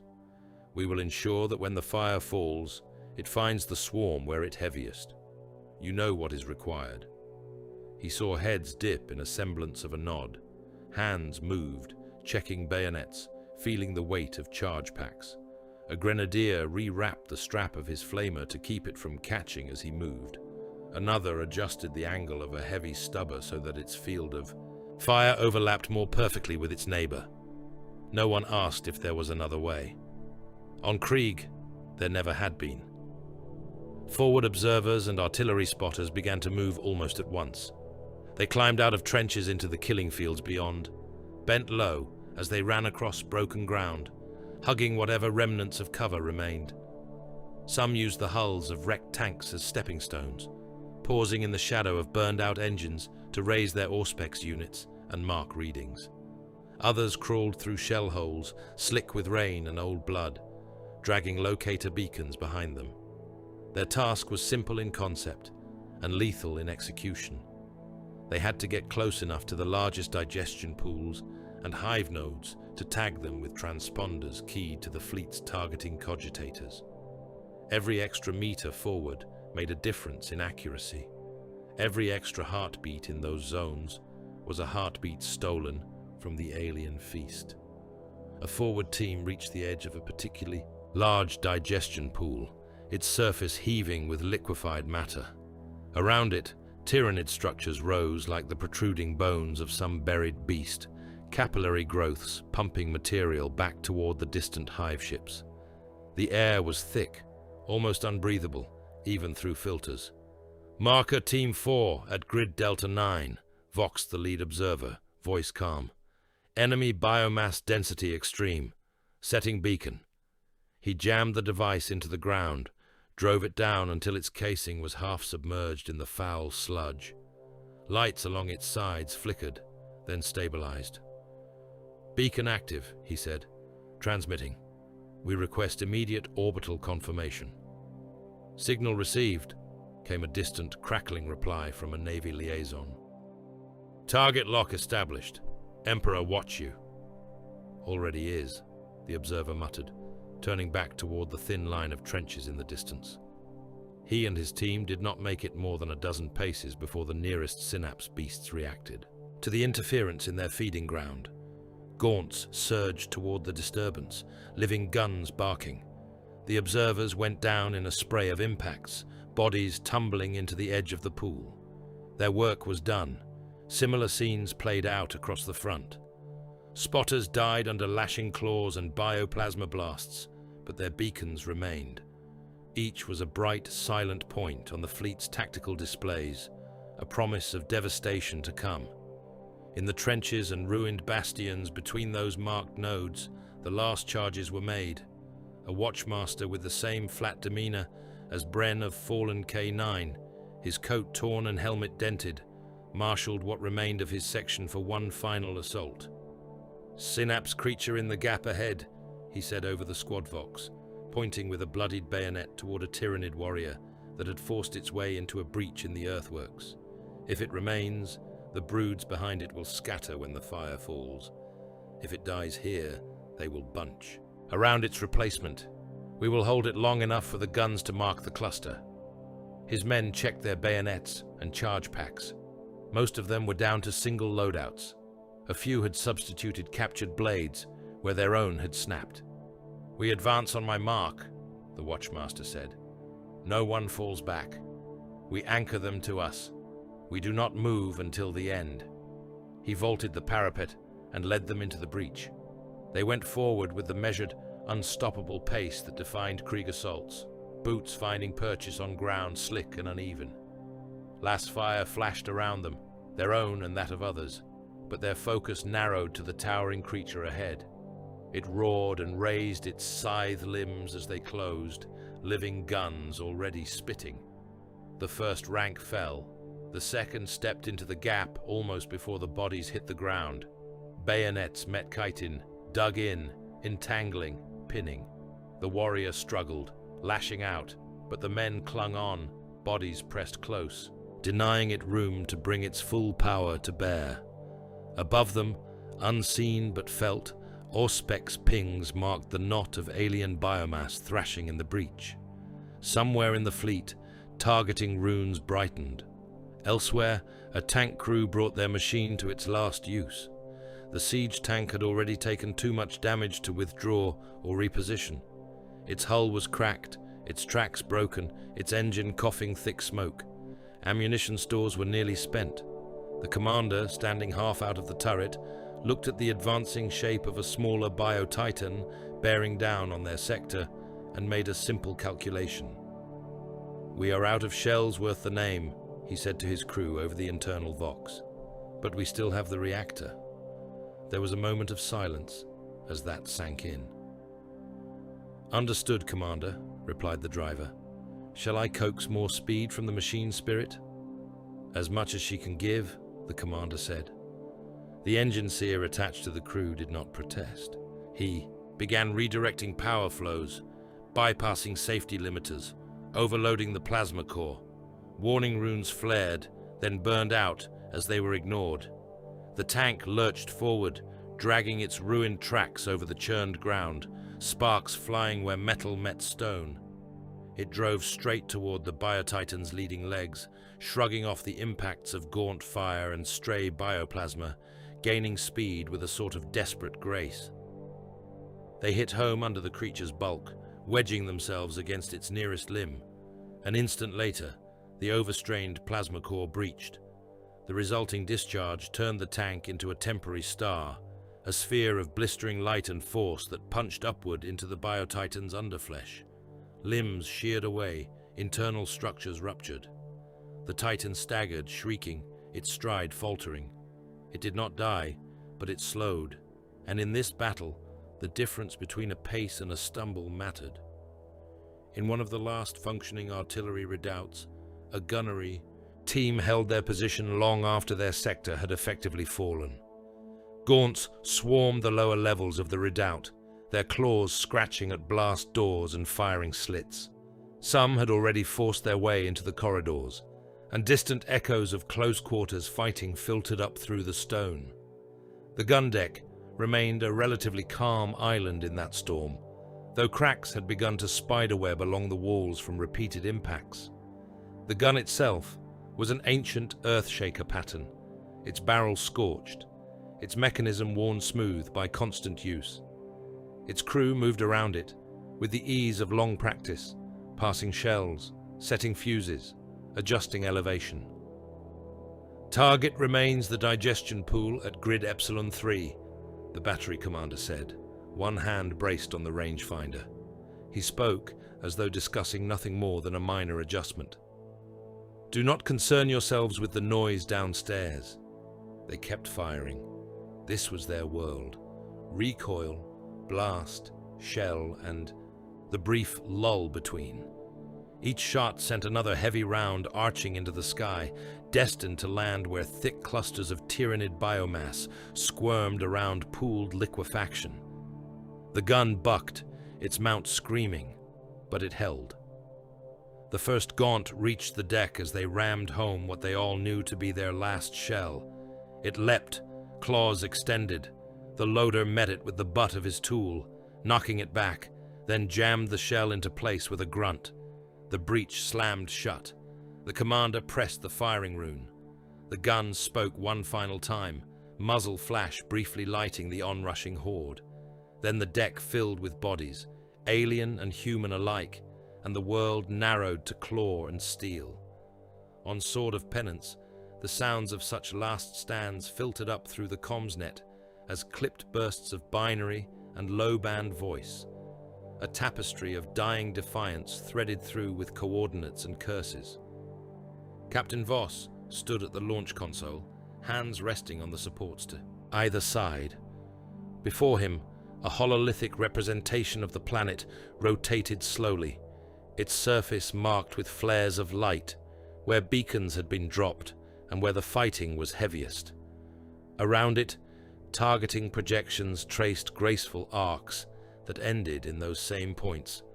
Cyclonic torpedoes locked on primary tectonic nodes, reported the Master of Ordnance. Life-eater patterns keyed to highest biomass concentrations, all systems green, awaiting launch command. The bridge was hushed. Even the constant background murmur of servitors seemed muted. Voss listened to the surface VoxNet one last time. The voices he heard were mostly nameless. Watchmasters reporting that positions were held. Engineers confirming that charges had been set. Occasional flat-voiced litanies of hatred directed at the swarm, words that made no demand for salvation, only a final accounting. He felt the weight of what he was about to do in the tightness of his chest, in the way his fingers dug into the metal of the supports. Then he straightened. "In the name of the Emperor," he said, voice steady. "In accordance with the request of Ground Command and the sanction of Segmentum Authority, Sword of Penance enacts Exterminatus upon target world. Arm all warheads. Launch on my mark." He drew in a breath. Mark. Keys were turned, runes depressed. Deep in the ship, engines flared to life inside the torpedo housings, their machine spirits howling with purpose. The launch tubes shuddered as the first cyclonic torpedo was hurled into the void, followed in swift sequence by its siblings. Life-eater payloads rode after them, slender darts in the wake of swords. On the external pict arrays, bright streaks flared as the warheads accelerated, curving down toward the diseased glow of the atmosphere. In the astropathic choirs, Cade felt it all. Strapped into a support cradle to prevent his broken body from convulsing itself to pieces, he lay suspended between the crushing presence of the hive mind and the rising storm of human-made annihilation. The shadow in the warp pressed down from above, a weight of hunger and cold purpose. From the ship beneath him, a new presence expanded, the psychic echo of weapons designed to erase worlds. He was no navigator, no sanctioned conduit for such forces, yet he could not help but sense them, the way a man might feel thunder even with his eyes closed and his ears stopped. The cyclonic warheads were spears of enforced finality, sharp points of law in a galaxy of chaos. The life-eater devices were clouds of silent hate, waiting to be unleashed.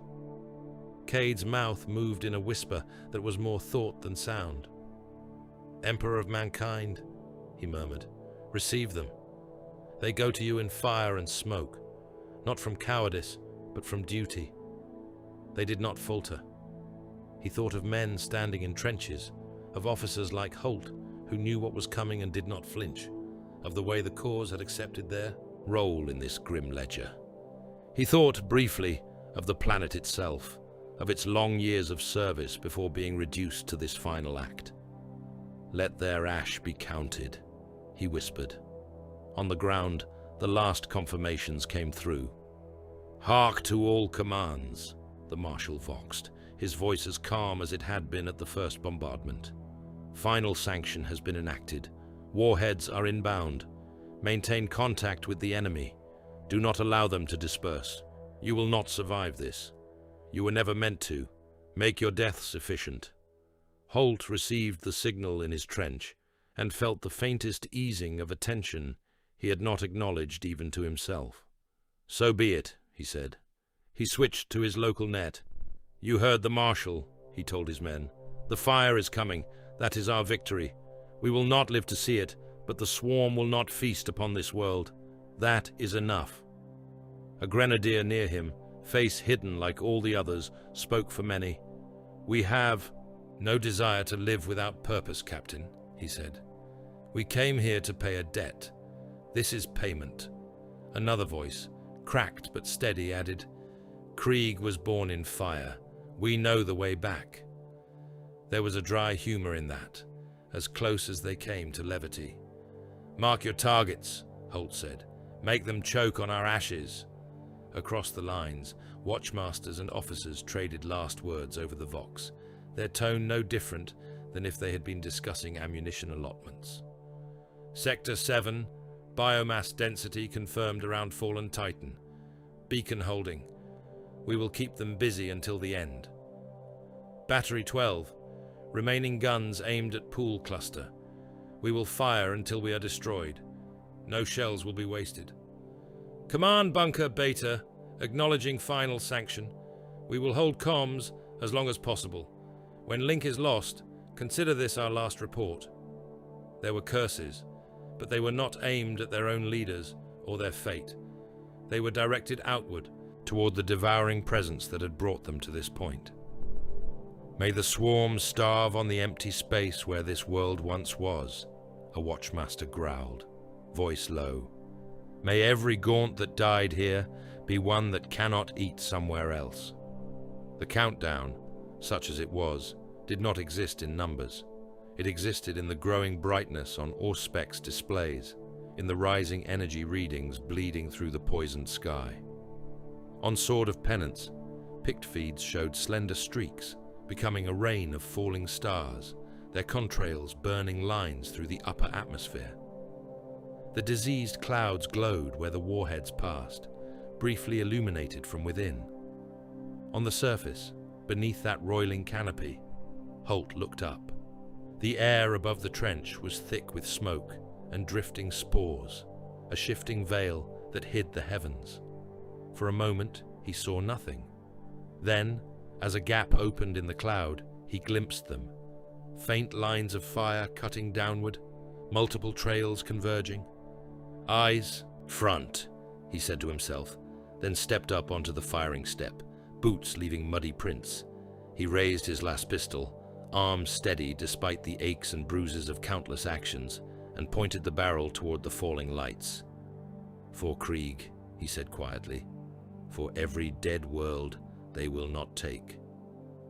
He held the salute as the swarm clawed at the parapet, as the sky burned whiter, as the first waves of Exterminatus fell toward the dying planet. The world ended while Yarrick Holt was still firing. The trench shook under his boots, a constant, juddering tremor from impacts both near and unimaginably far. The front parapet was a ragged suggestion of cover now. Sandbags shredded, plating torn, the earth beneath riddled with craters that had half collapsed into one another. Tyranids clawed at it in waves, bodies piling and sliding, gaunt scrambling over the twitching heaps of their own dead to hurl themselves into the fire. Holt stood on a ruined firing step, coat torn, Mask lenses smeared with the grime of too many bombardments. Las pistol bucking in his grip. Each shot punched another hole into the writhing mass ahead of him. He could not see individual creatures anymore, only movement and the flashes of their living guns. "Battery 13 to command," crackled a voice over the trench vox, half buried under static. "Guns run dry. Repeat, guns run dry. Firing mechanisms fused. We will scuttle the pieces." "Battery 13, acknowledgement," came the flat reply from some distant coordinating officer. "Positions held to last man recorded. Emperor witness." Another voice cut across it, bleeding in from a different channel. "Second composite halt. Outer line intact," said an adjutant somewhere along the trench. "Enemy pressure extreme. Ammunition low. We will hold." Holt did not waste breath to confirm. He squeezed the pistol trigger again, felt it kick, saw a gaunt pitch backward, its weapon limb flailing. Power warning. Runes on the pistol's side glowed a sullen amber. He holstered it and lifted his sword instead, the power field hissing as it cut the damp air. The sky was changing. For days it had been a low, bruised lid of smoke and toxic vapor, flickering with the distant glow of bioplasma strikes and artillery fire. Now, behind that churned veil, a new light grew. It did not come from any point he could see, but from everywhere at once, a steady, insistent brightening that turned the clouds into backlit sheets. The air felt thicker, as though the world were drawing breath. "Do you see it?" A grenadier near Holt voxed, his voice level, almost conversational. "I see it," Holt replied. He stepped forward to meet a gaunt that had finally wriggled its way over the shattered parapet, its claws scrabbling for purchase in the muck. He cut it down with a diagonal sweep of his sword, the field biting deep, then stamped on the corpse to clear space for the next. Behind him, along the trench, his men fired and reloaded in weary rhythm. Some had given up on ranged shots and were meeting the swarm with bayonets alone, their charge packs exhausted. Others still had a few bursts left, and spent each as though it were a coin pressed into the Emperor's hand. "Sector 3 outer line compromised," reported another voice over the general net. "All remaining assets falling back to secondary." The transmission dissolved into a roar of sound, then vanished. Holt adjusted his grip and kept killing. High above, far beyond the reach of spore clouds and gargoyle swarms, Sword of Penance watched its work begin. On the forward pict screens, the planet filled the field of view, a stained sphere mottled with scarred land masses and diseased weather. Tiny points of light climbed toward it from the ship's launch bays, then vanished as their engines cut and their guidance systems handed them over to gravity and momentum.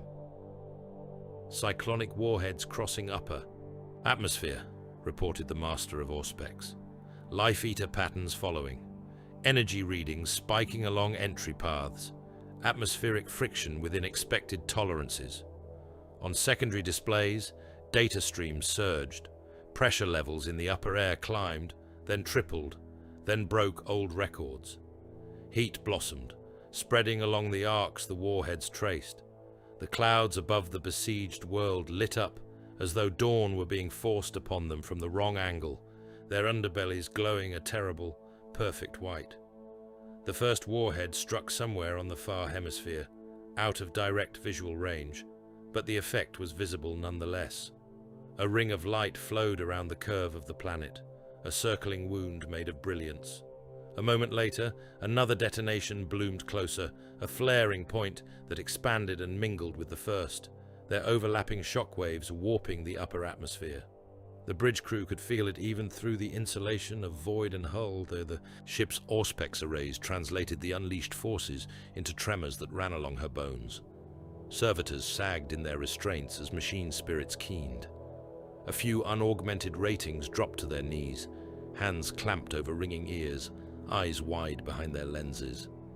Captain Voss gripped the rail in front of his command throne until his knuckles whitened. The light from the screens painted his features in stark relief, hollowing his cheeks, throwing his eyes into shadow. "Maintain focus," he said quietly. "Record all readings. The Munitorum will want to know exactly how much it costs to kill this world." On the surface, there was no time for observation, only consequence. The light came first, filtering through the filthy sky in pulses, bright flashes that burned through the clouds and left them glowing. The next breath tasted different. Holt could not have said how. There was no obvious scent, no new color he could point to, only a sense that the air had become an enemy with intent. The Tyranids felt it too. For a heartbeat, their pressure against the line faltered. Gaunts hesitated, their heads lifting as though sniffing something beyond human perception. Larger beasts slowed, limbs planting more heavily into the churned mud. Somewhere beyond the limits of sight, Synapse correspondences shifted, attention diverted. Then the life-eater phase began. It was invisible at first, a wave with no color or shape, racing ahead of sound and sight. It rolled across the trenches and the no-man's land and the swarming plains beyond with the implacable speed of a thought. Everything it touched began to fail. Holt saw it in the Tyranids first. Gaunts mid-leap dropped from the air as though their strings had been cut, their limbs folding, their bodies collapsing in on themselves. Armor plates dulled and cracked, splitting along unnatural lines. The creatures hit the ground, not as solid flesh, but as collapsing forms, their substance sloughing away, turning into formless, sagging masses before his eyes. Larger beasts fared no better. Carnifexes shuddered, bellowed once, then sagged onto their forelimbs, their bulk slumping as the structures that kept them coherent unraveled. Biotitan limbs buckled, not from damage inflicted by artillery or melter charges, but from the simple failure of tissue to maintain form. The world itself joined them. Vegetation that had somehow clung to life in sheltered hollows, stunted shrubs and stubborn grasses, blackened and crumpled. Hab block remnants and fortress walls sweated moisture, then cracked, the materials that bound them together degrading at a rate no decay chart had ever envisioned. Corpses, human and alien alike, which had lain half-preserved in the cold and the chemicals, suddenly accelerated along their final path, swelling and collapsing into foul pools. Holt felt his greatcoat stiffen, then begin to smoke at the seams. The treated fabrics that had served him through chem, storms and splashes of Tyranid secretion, were no match for a weapon designed to murder a biosphere. "Filters failing," muttered the Vox operator beside him, voice still bizarrely calm. "Mask integrity compromised." The edges of Holt's own respirator heated where it pressed against his skin. A faint, acrid scent crept in under the familiar smells of recycled air and cordite. It scratched at his throat, made the next breath burn. He did not reach for his mask. There was nothing to tighten, nothing to fix. This was not a leak. It was the air turning against him. "Keep firing," he said. He raised his last pistol again, ignoring the way the casing felt warmer, the faint prickling at his fingers where insulation began to thin. The power cell indicator flickered, then steadied.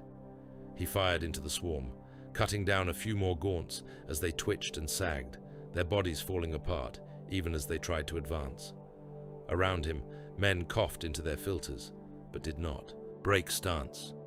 Those whose weapons had already run dry braced bayonets and met what remained of the oncoming tide in stabbing, hacking blows, even as their vision blurred and the world seemed to lurch.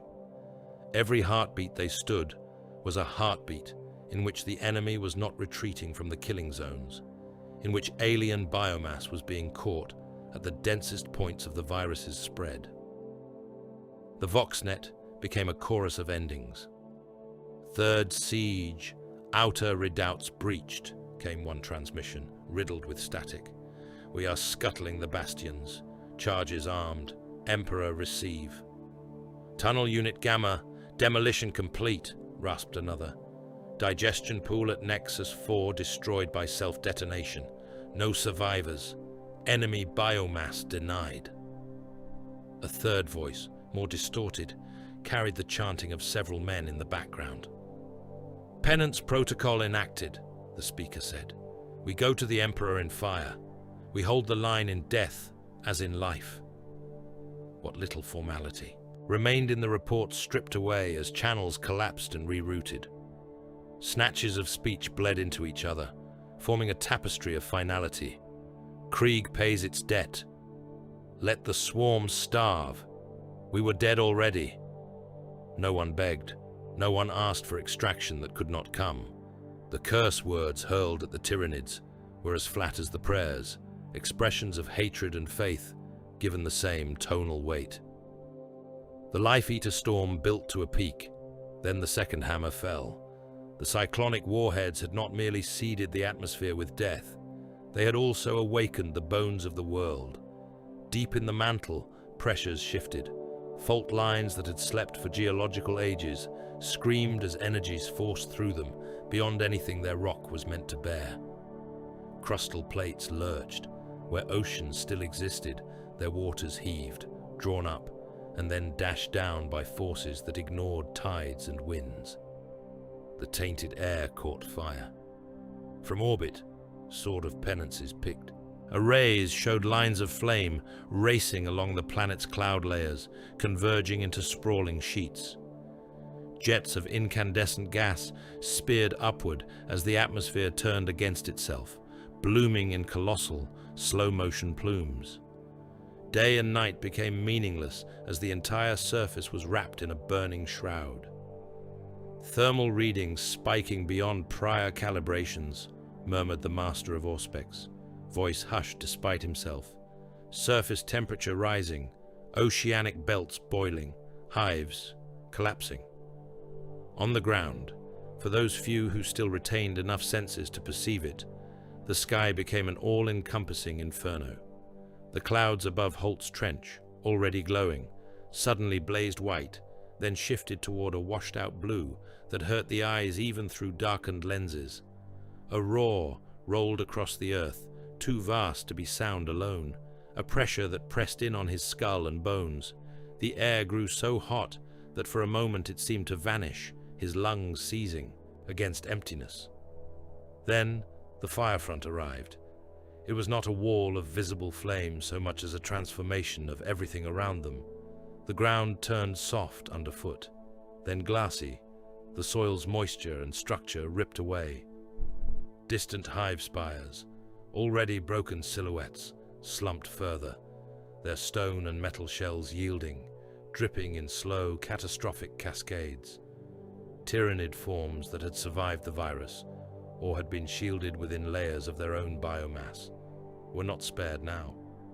Their chitin bubbled, blistering, then vanishing in the face of energies that reduced their complex organic forms to vapor and ash. Bio-titans that had towered above the field moments ago simply lost coherence, their massive shapes folding inward and dissolving. Holt's senses narrowed.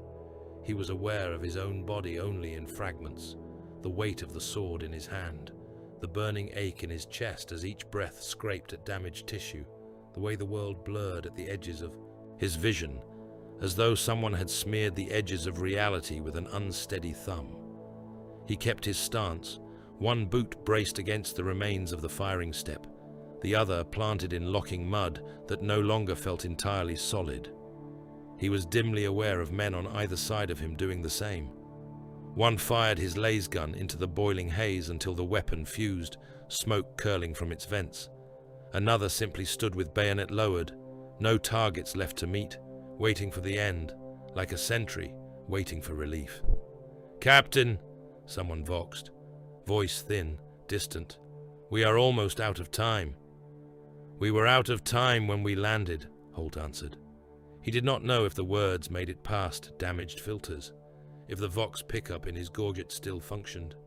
It did not matter. He tried to raise the pistol again. His arm felt heavier than any weapon. He managed to get it half up, the barrel wavering. Somewhere ahead, in the roiling, collapsing field of what had been the swarm, he imagined a shape, some last gaunt or warrior staggering toward the trench on reflex alone. He fired one final shot into the incandescent air. Astropath Cade heard the hive mind scream. The shadow in the warp that had lain like a corpse over the system convulsed. The psychic presence of the hive fleet had always been a pressure, a weight of hunger bearing down from every direction. Now, as the Life Eater and Cyclonic Fury did their work, vast pieces of that presence were torn away. Cade felt them go as sudden absences, jagged, raw gaps in a once continuous field.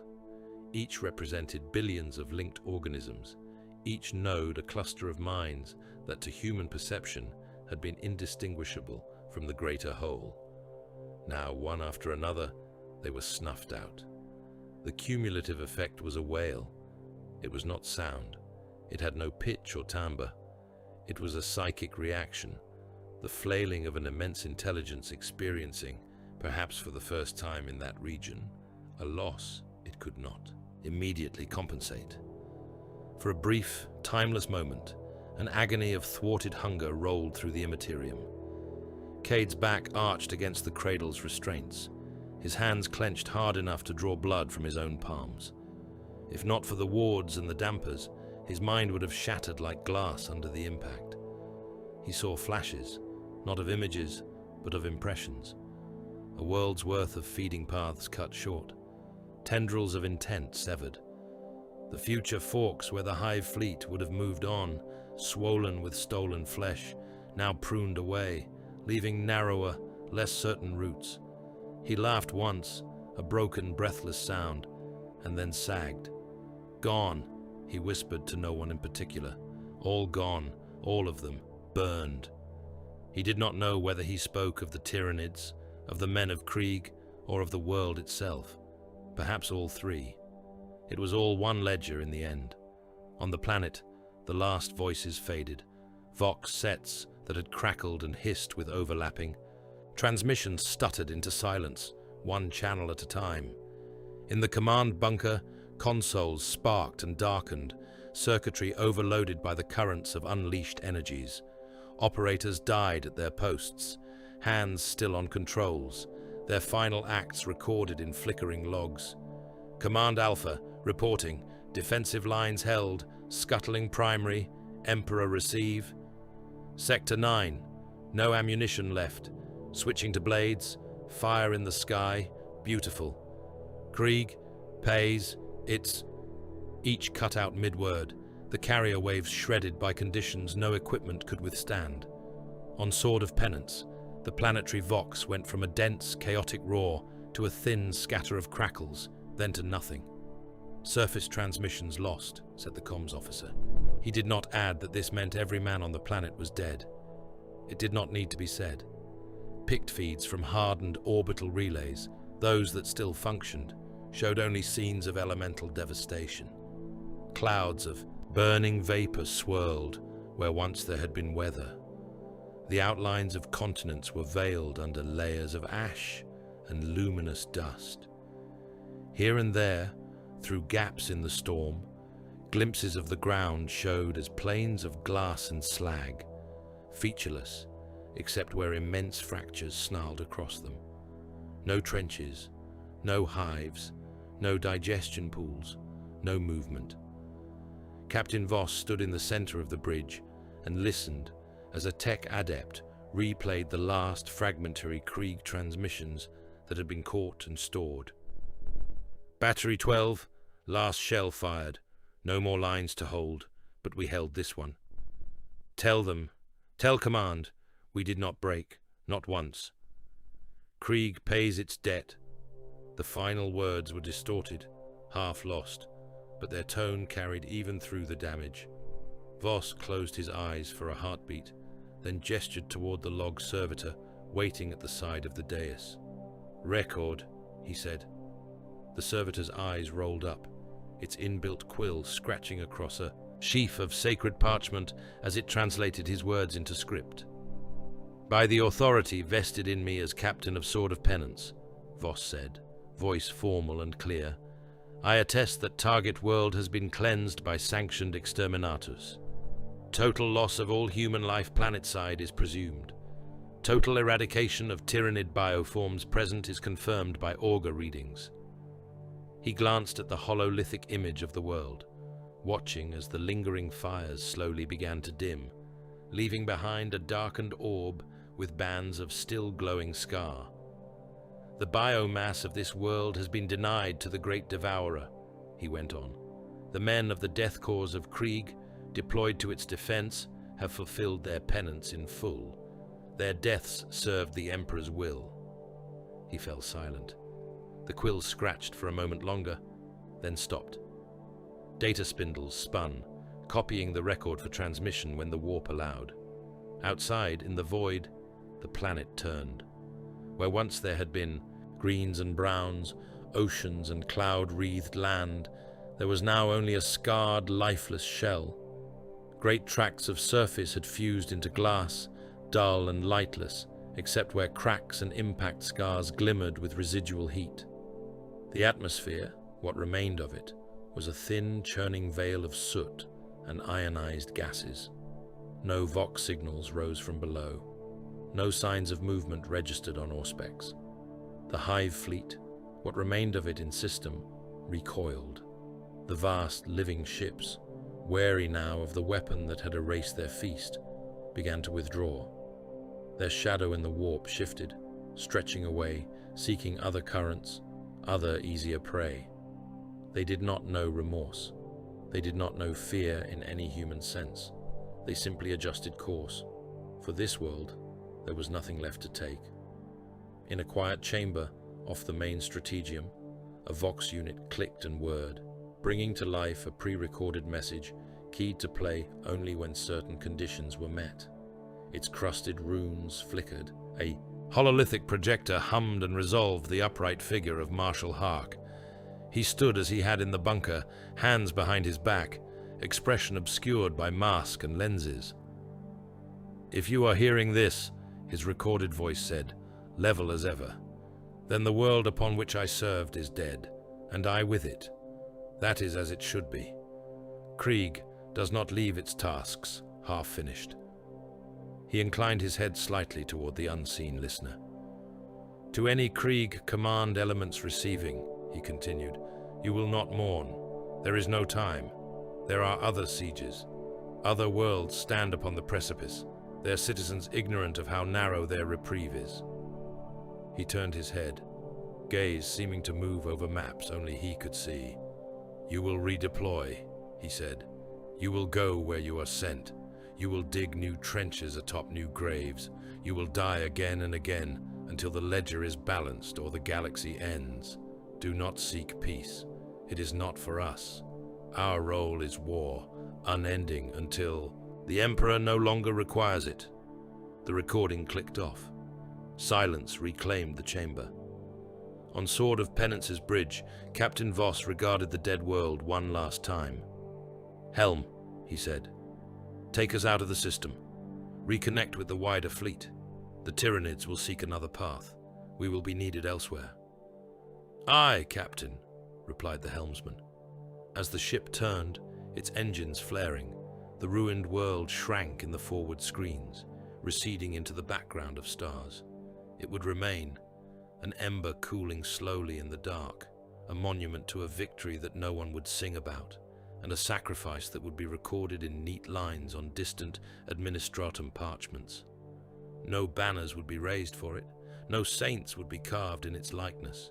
It had served, it had died, and in dying it had bought a little more time for a vast, indifferent imperium. For the Death Korps of Krieg, it was simply another siege concluded. Somewhere, in a manufactorum, light years away, new regiments were already being mustered. Children who had never seen a clear sky were being drilled in the arts of the shovel and the rifle. Transports were being assigned to carry them to nameless coordinates, where trenches would need digging, where enemies of mankind would need killing, where worlds would need defending, until they were judged wanting and burned. The war did not end. It never would. The world spun on in the dark, a scar among stars, and the drums of distant bombardments kept beating in the blood of men bred for nothing else.